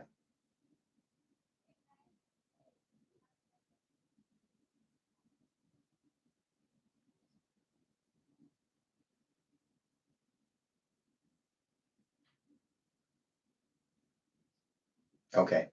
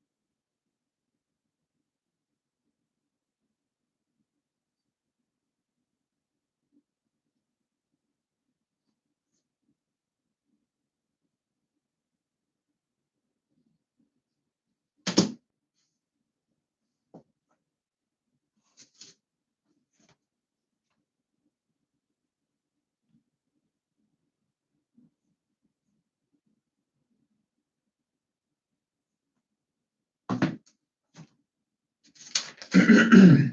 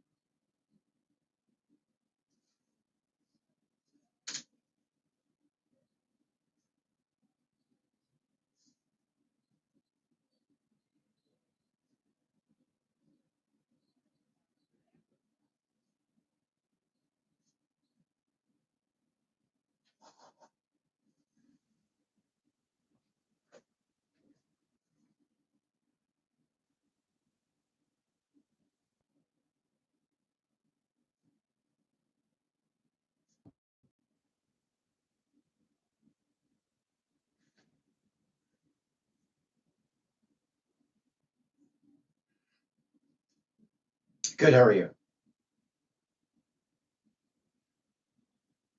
Okay.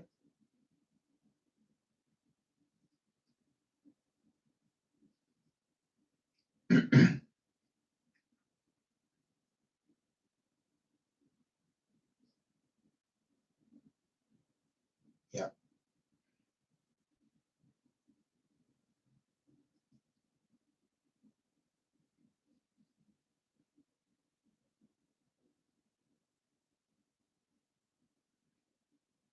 Okay. Sounds good.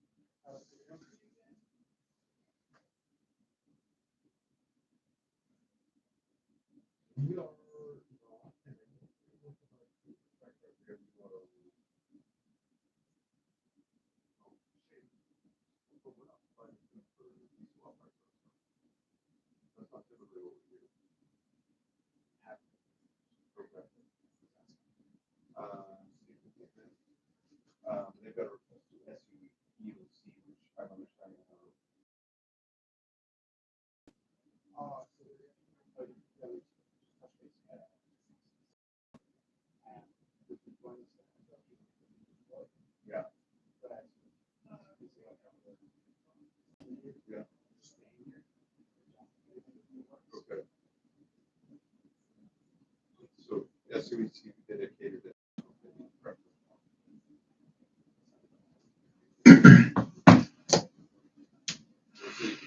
Yeah, so we haven't done anything because that's happening. The host community. Okay. Okay. We'll get to the bottom of it. All right, thank you.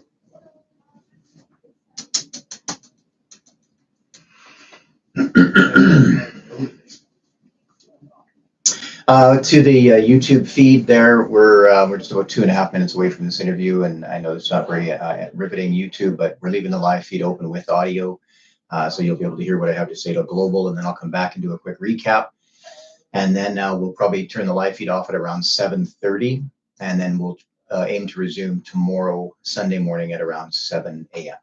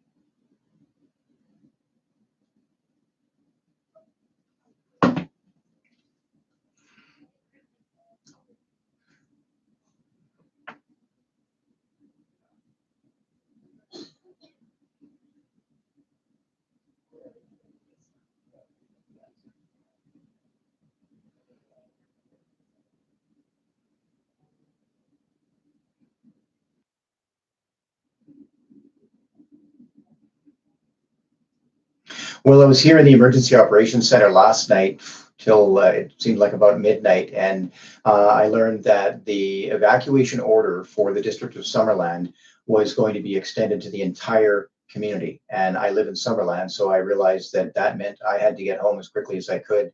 My wife was already making arrangements. We have small children, we have pets, and I got to tell you, it was a very surreal experience just having to gather together things. I had somewhat of a plan in place, but I was quite busy here, and just getting home, talking to the neighbors, making sure they were aware of it because it was late. And then the smoke that was there was ash falling down. It was intensely hot just because the temperature wasn't cooling down at night. And yeah, it was a very strange experience, and one that makes me appreciate what people have to go through when they're actually dealing with flames outside of their home, which I luckily wasn't.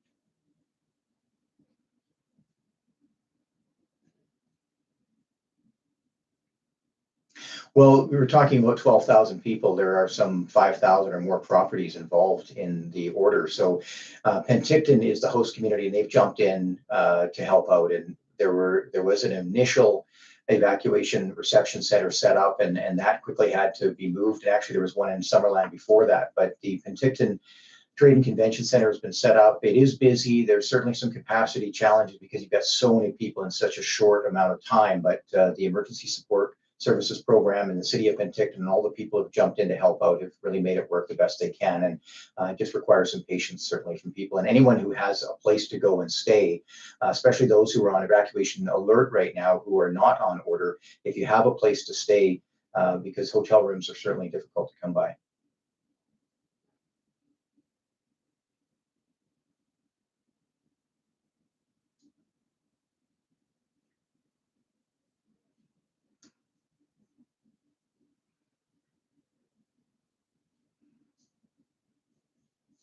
Absolutely. And when you look at the map on BC Wildfire's website, you can see how big this fire is. And it's really difficult from moment to moment to determine which direction it's going to go in. So if you are anywhere near this fire and you're not under an evacuation alert or an order, I would absolutely recommend getting ready. And that means getting all your documentation and things that you want to take with you. That was the strangest thing for me in the middle of the night. I have a plan roughly in place, but when I realized I then had to start loading up my vehicle with things that I wanted to take in case I didn't come back, in case my house wasn't there, that was not a nice feeling. But being prepared in advance can really help a lot and takes a lot of the stress away.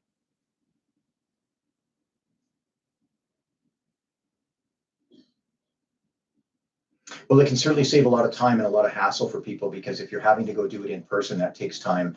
So ess.gov.bc.ca, and that's how you can make sure that you're already in the system and qualify as well. I wanted to mention, Sophie, as well, that we've got right now approximately 6,000 homes that are on order, properties rather, within the regional district, Summerland, and also Penticton Indian Band, and about 2,000 homes are on alert. Today, the call was made to pause Peach Fest just for today, and they'll reconvene tomorrow and see what they can do.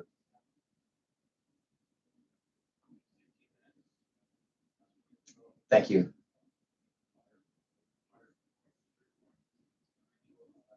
Thanks.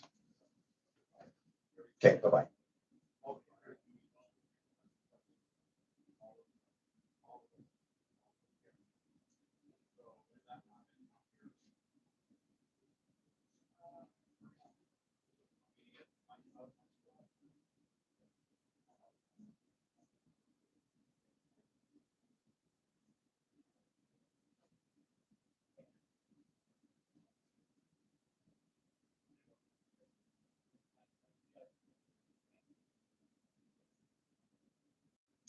Check, check, check, check, check, check. Testing 1, 2, 3.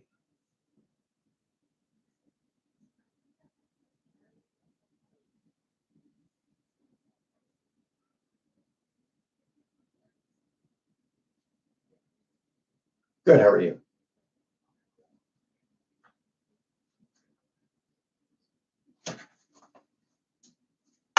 Oh. Is that okay there?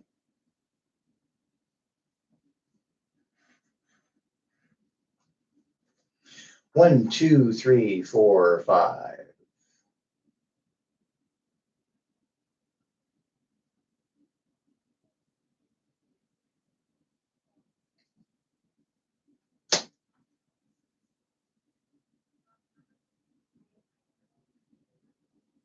Okay, thank you. All right, there we go. So that is on the computer there now is Al Jazeera from Malaysia. For some reason they are, just one second.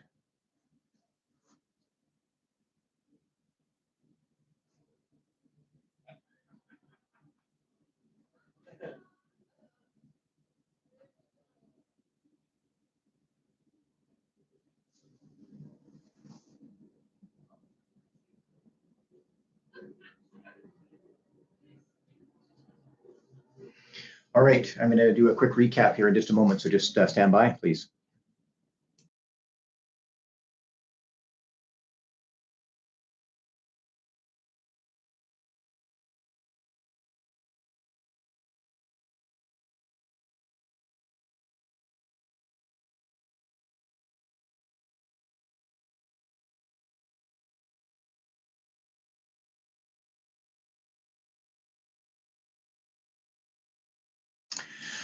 All right, let's take a quick look at what happened today here in the regional district of Okanagan-Similkameen and also in the region as well, Summerland. My hometown, well, has been for many years. So first of all, my name is Eric Thompson. If you've just joined us, I am the information officer, one of the information officers working in the Emergency Operations Center, which is a regional emergency operations center. And that means that we're working with partners, the different agencies, but also working with the district of Okanagan, or excuse me, the district of Summerland and the city of Penticton and PIB and others to coordinate what has been absolutely incredibly difficult wildfire to manage. BC Wildfire, of course, as the lead agency on this, has been doing so much work with just under some very difficult circumstances. And all throughout the day, we've heard so much about what this fire did overnight. It's still very much a volatile, unpredictable fire. So what I can talk about is not the fire, because I'm not the fire expert. I'm the person who is trying to share some information with you about what you can do to get prepared. So if you're looking at that map right now, you can see that's a very large fire. And I hit the refresh again. The alerts and orders have expanded for this wildfire, which tells you a little bit something about the behavior and how big it is. So if you look at this map and look to the southern portion, you'll see that there's a new evacuation order that was issued a little earlier today, and then also 3 or 4 new evacuation alerts that were issued. And if you want to find out the specifics, if you want to take a look at this map, you can go to the the RDOS Emergency Operations Center website, and I'm going to put that one in the chat in case you haven't seen it yet. And we'll put that right there. And that way you can tell if your property is under an evacuation order or alert. Key point here is that with this fire being so large and moving in different directions at any given time, it's really important that you are, if you're in the area, that you stand by and be prepared. Make decisions that will make it easier for you and your family should the conditions change, should you have a situation where you're under an evacuation order. People are asking a lot about the ability to support residents. So there were some, it's hard to say how many thousands of people, but the population of Summerland is about 12,000. We're looking at something like 5,800 homes, and everybody had to leave. So there were people who had left already, but the remainder of them all had to leave, including myself and some of my colleagues here, and the mayor, Doug Holmes, had to leave all at once. And what that meant was that the highway was busy, but people, and the mayor said this earlier today here, people were very respectful. They were working together to just, in an orderly fashion, get out of the town, get out of the area and move south because the highway at that point was closed. So people were coming into Penticton. Some of them were heading further south, which is what I did. And the reception center that was set up and still remains set up at the Penticton Trade and Convention Center, the host community is Penticton, and their staff and all the ESS volunteers are doing an incredible job to process people, to get them through there, to get them the support they need. There are vehicles parked in different store parking lots and at the South Okanagan Event Center where the Penticton Bees play. And I know that there was talk today of trying to look at a different situation where we can house those people in a better way. So that work is certainly underway. And if we find out anything more tomorrow, I'll let you know. The total number of homes, properties that are impacted, approximately 6,000 different properties in this region under an evacuation order. Some 2,000 are under evacuation alert. And just quickly, again, if you're not familiar with those terms, an evacuation order means you have to leave immediately. There are people who maybe have chosen to stay behind, and that's just not a safe idea. It can put first responders at risk. It can potentially lead to a situation where first responders can't fight the fire because someone has decided to stay behind. So that's an order. That means you have to leave the area. And then an alert, of course, means get ready to leave, take the steps you need to be prepared, have your grab and go bag ready.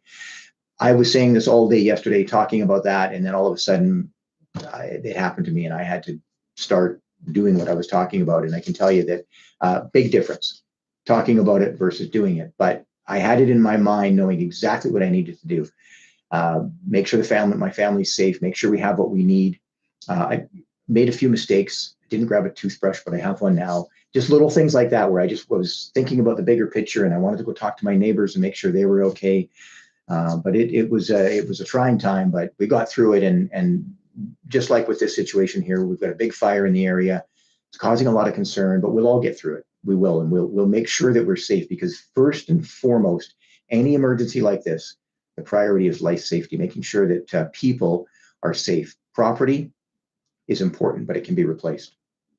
And I'm a hoarder. I love stuff. I collect things, and the thought of my house not being there when I get home, I'm not a hoarder, but I collect stuff. And the thought of my house not being there, and I really hope that doesn't happen to anybody, is troubling. But you take the steps you can. If I've said to people before, if you're under an evacuation alert and you like your grand piano, that's the time to move that out of your house, not during an order, because once the order hits, you will likely have very little or no time to leave your home. So keep that in mind. You've got your special things. Get them packed up and ready well in advance and moved out of the area. Now, the stuff is important, but what about your pets? If you've got a bunch of animals, and what are your plans to move them as well? So those are some of the things just to keep in mind. And again, things that I learned firsthand at around 1 o'clock this morning, give or take, depending what time it was. So the lodging situation right now is challenging for Penticton because we have so many people in the area. So hotel rooms are certainly difficult to come by. So if you do know who, someone you can stay with in the area, keep that in mind. Maybe make some plans ahead of time. What is your plan if you have to change where you are? Now, if we jump ahead, I know that a lot of people who are out on evacuation order right now want to know when they can get back in, and I'm among those people. I want to know when I can get back and see my property, when I can find out how things are doing. So I think it's really important at this point to be aware of the process. That process involves, especially with Summerland right now, with some challenges with water. I have heard the power is back on, but the process has to be that people are safe so they can get back in to their property, not just the threat of wildfire being gone, but is there potable water? Is there damage to the neighborhood? So until that can be assessed, steps can't be taken to get people back in.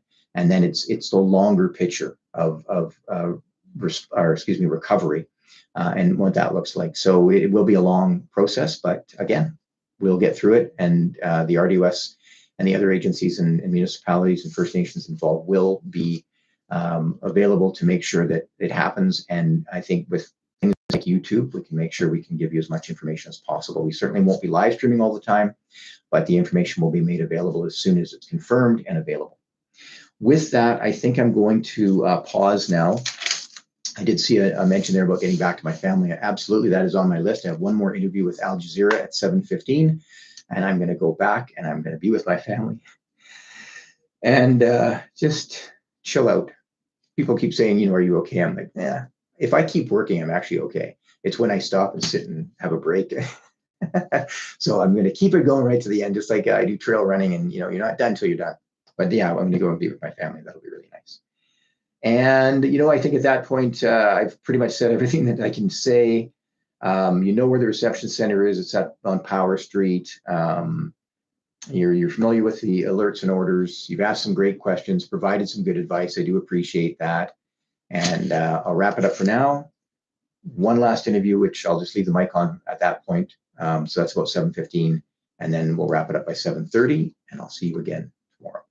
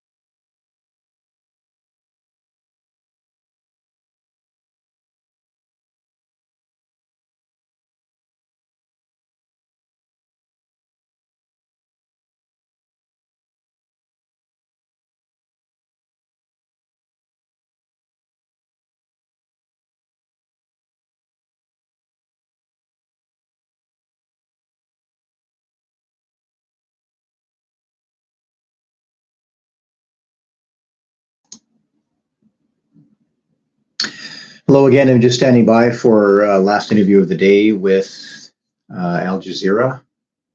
I think they're in Malaysia, and then we're going to wrap things up and head home, and be back tomorrow and see what the day brings.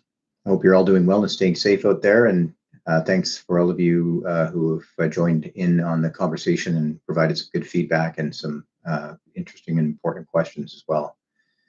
We'll talk soon.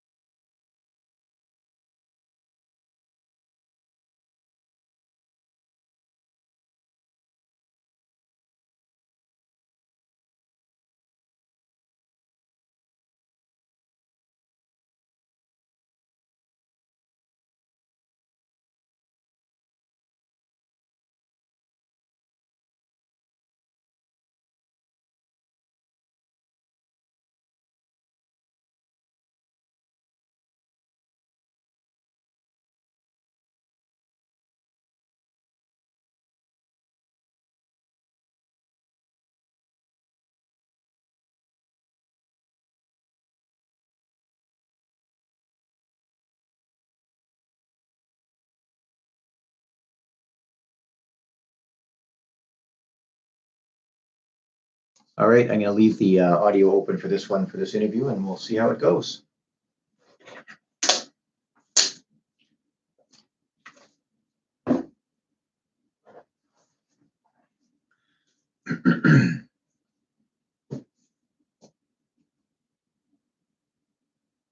Good, how are you?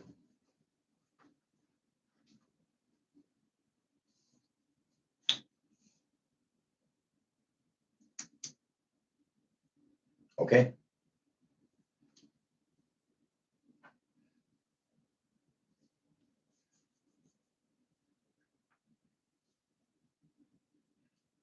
Yes, I can hear the program.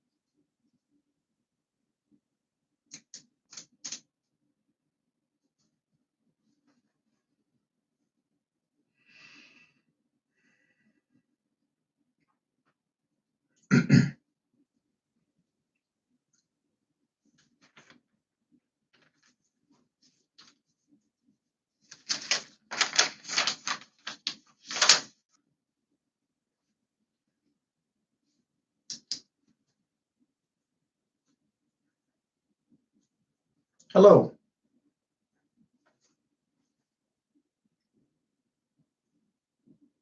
Okay.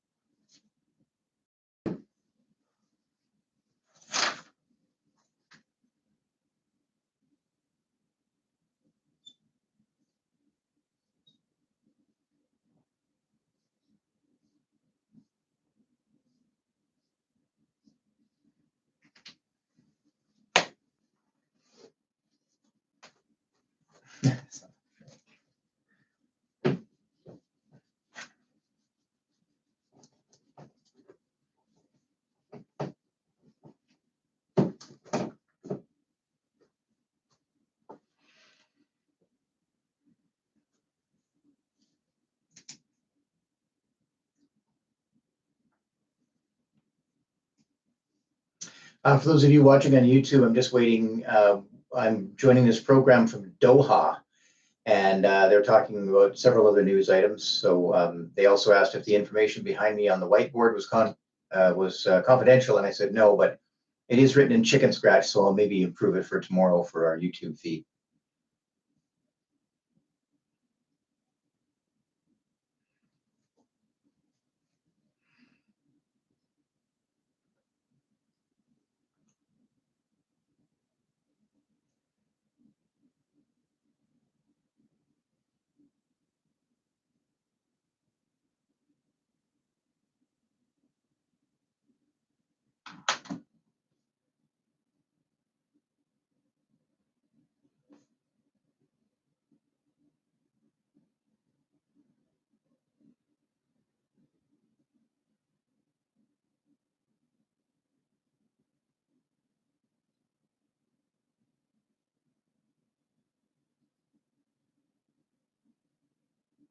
Yes, I can.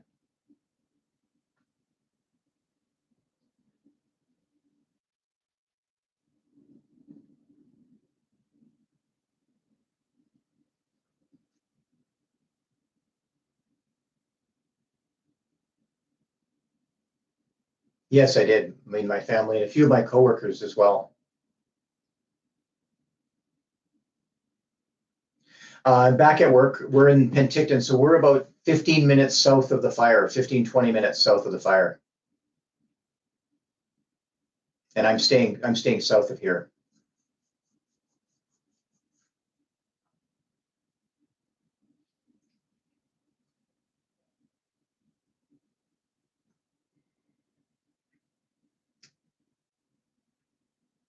Well, the people who chose to leave have left, but there could very well be some people behind who stayed behind, and that's always troubling. There's not much you can do about it, though.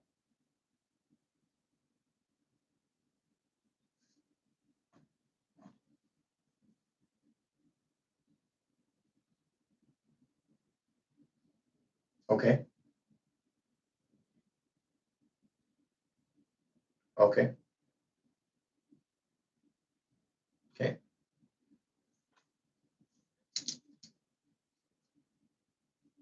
Okay. Sure.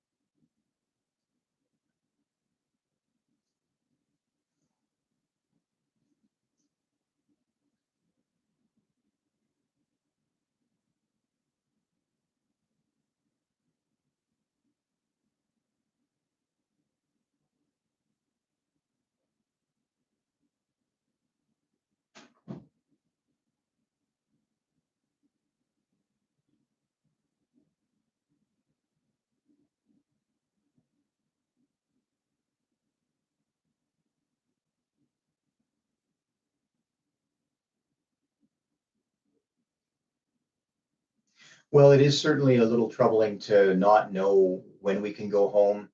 Um, my home is located a distance from the fire, but the way this fire is moving is somewhat unpredictable. So there's no guarantees until we get the go ahead to go home. So there's certainly some uneasy moments, and being evacuated from our home while I was here working, and then changing and having to go back, like changing gears, so to speak, and having to go home at about midnight and gather my family and head out was definitely quite an experience.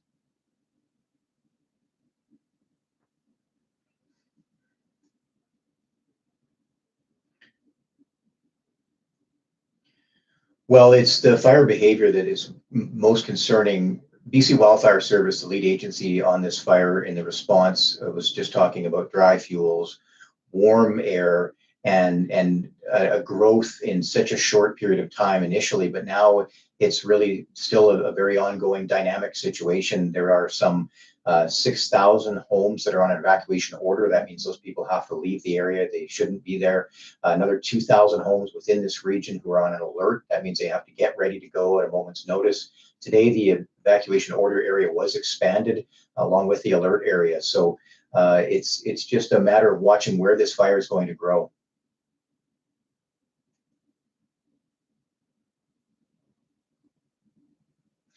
Well, what happened last night was challenging because much of the town was under an evacuation order, and then on very short notice, because of the unpredictability of this fire, the decision was made, and a lot more people had to move at once. So when you have large numbers of people at night having to move, that's challenging. But I would certainly say that the people involved in that operation did a very good job of making sure that they were there to receive people, provide the support they needed. The community has stepped up to make sure they're helping as well, and it's quite an operation.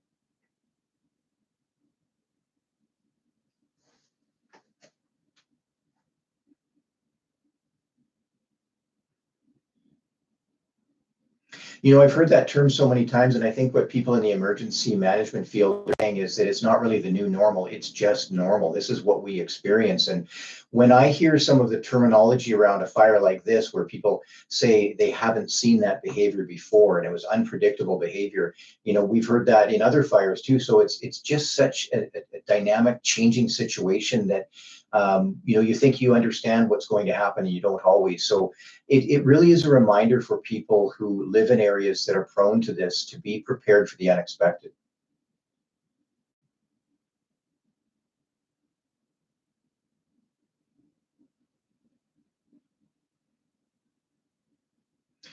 Well, it just seems that every year is somewhat worse than the previous year, and it's unpredictable in the sense that when you look at the province of British Columbia from the north to the south, some years it's the fires stay in one area. A few years ago, it seemed they were staying in the north, and in our area where we are right now, where I work, we covered 10,000 square kilometers, and there were fires all around our area, and it was very strange. It was like we were in a bubble, and then all of a sudden this massive fire that is just impacting the entire community.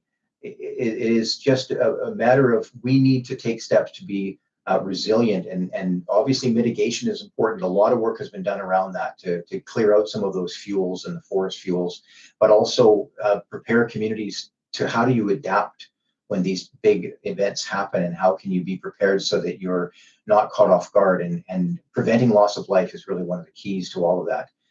You know, structures burn and other things can happen, but preventing loss of life is really one of the key things we're trying to focus on.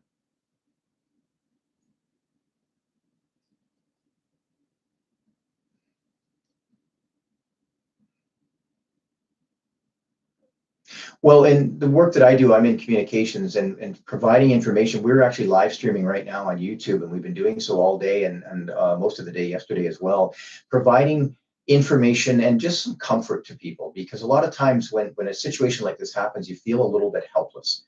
So anytime you can just tell people what you know, even if it's not the best information, if it's not, you know, you can go home, but if it's here's what we're doing to get you home, that kind of comfort, that kind of information is what people need. They don't need government answers. They need human answers. They need information.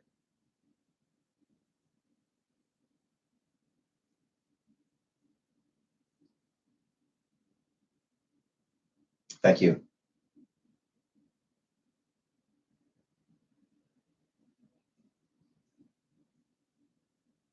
Thank you.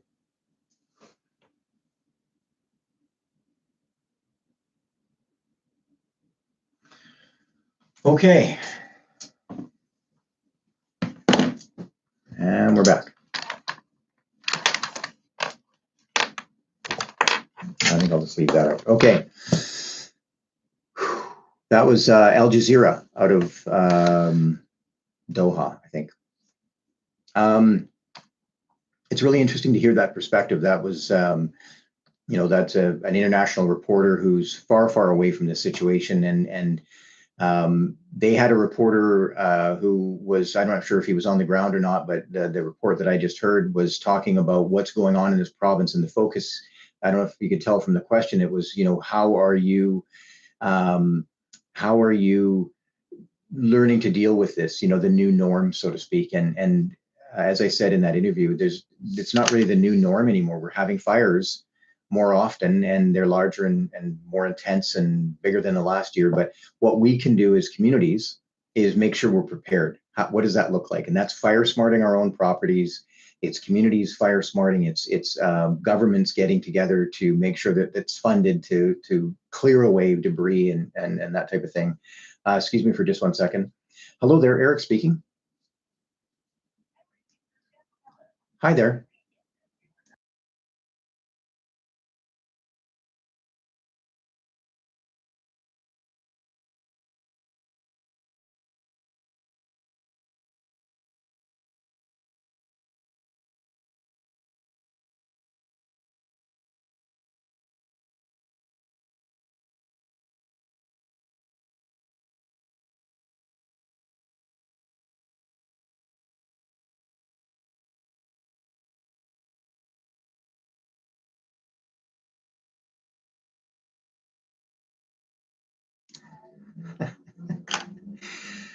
Oh, that was nice. That was the producer, stand by. That was the producer saying that the interview was great and she's ordered a copy of it and we'll send it, and she was just thrilled with it. So, well, that's really nice to hear. I think, you know, because I do this professionally, I talk about emergencies. It just, you know, you're sharing information, you're trying to talk about the facts, and then all of a sudden now here I'm in the middle of it and it becomes a story. And that's, I think, what media is looking for, and people are, they're looking for a bit more, a little deeper. So I've gotten caught up in the middle of that just by accident, and I certainly didn't want to. So I just got a text from my wife. She's asking if I'd like dinner. I did have dinner, but I'm going to head out now, and I will be back again tomorrow morning. We'll plan to set this up at about 7 o'clock.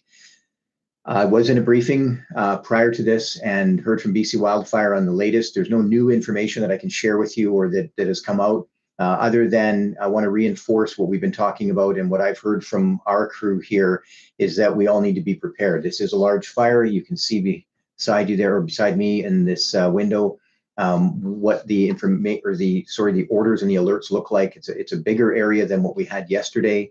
And so we need to be prepared. If anybody who lives in this area close to this fire, make sure that you do take that time to get prepared the best you can in case things change. But in the meantime, rest assured that there are a lot of people working very hard. BC Wildfire and the fire departments and the crews and contractors they're working with are working diligently to protect the area. And as far as support for you, you know about the Emergency Support Services Reception Center. It's available. And it's available there to help you. And if you want to go online, especially if you're in a newly evacuated or an area that's under an evacuation alert that's new, take the time to go to ess.gov.bc.ca and take the time to get you and your family ready, have a plan, grab and go kit. And trust me, it'll make things a lot less stressful. I'm going to sign off now at 7:33. And I again for all your participation in the comments section and providing some great feedback and questions that help us keep this process moving forward. And I'll talk to you tomorrow.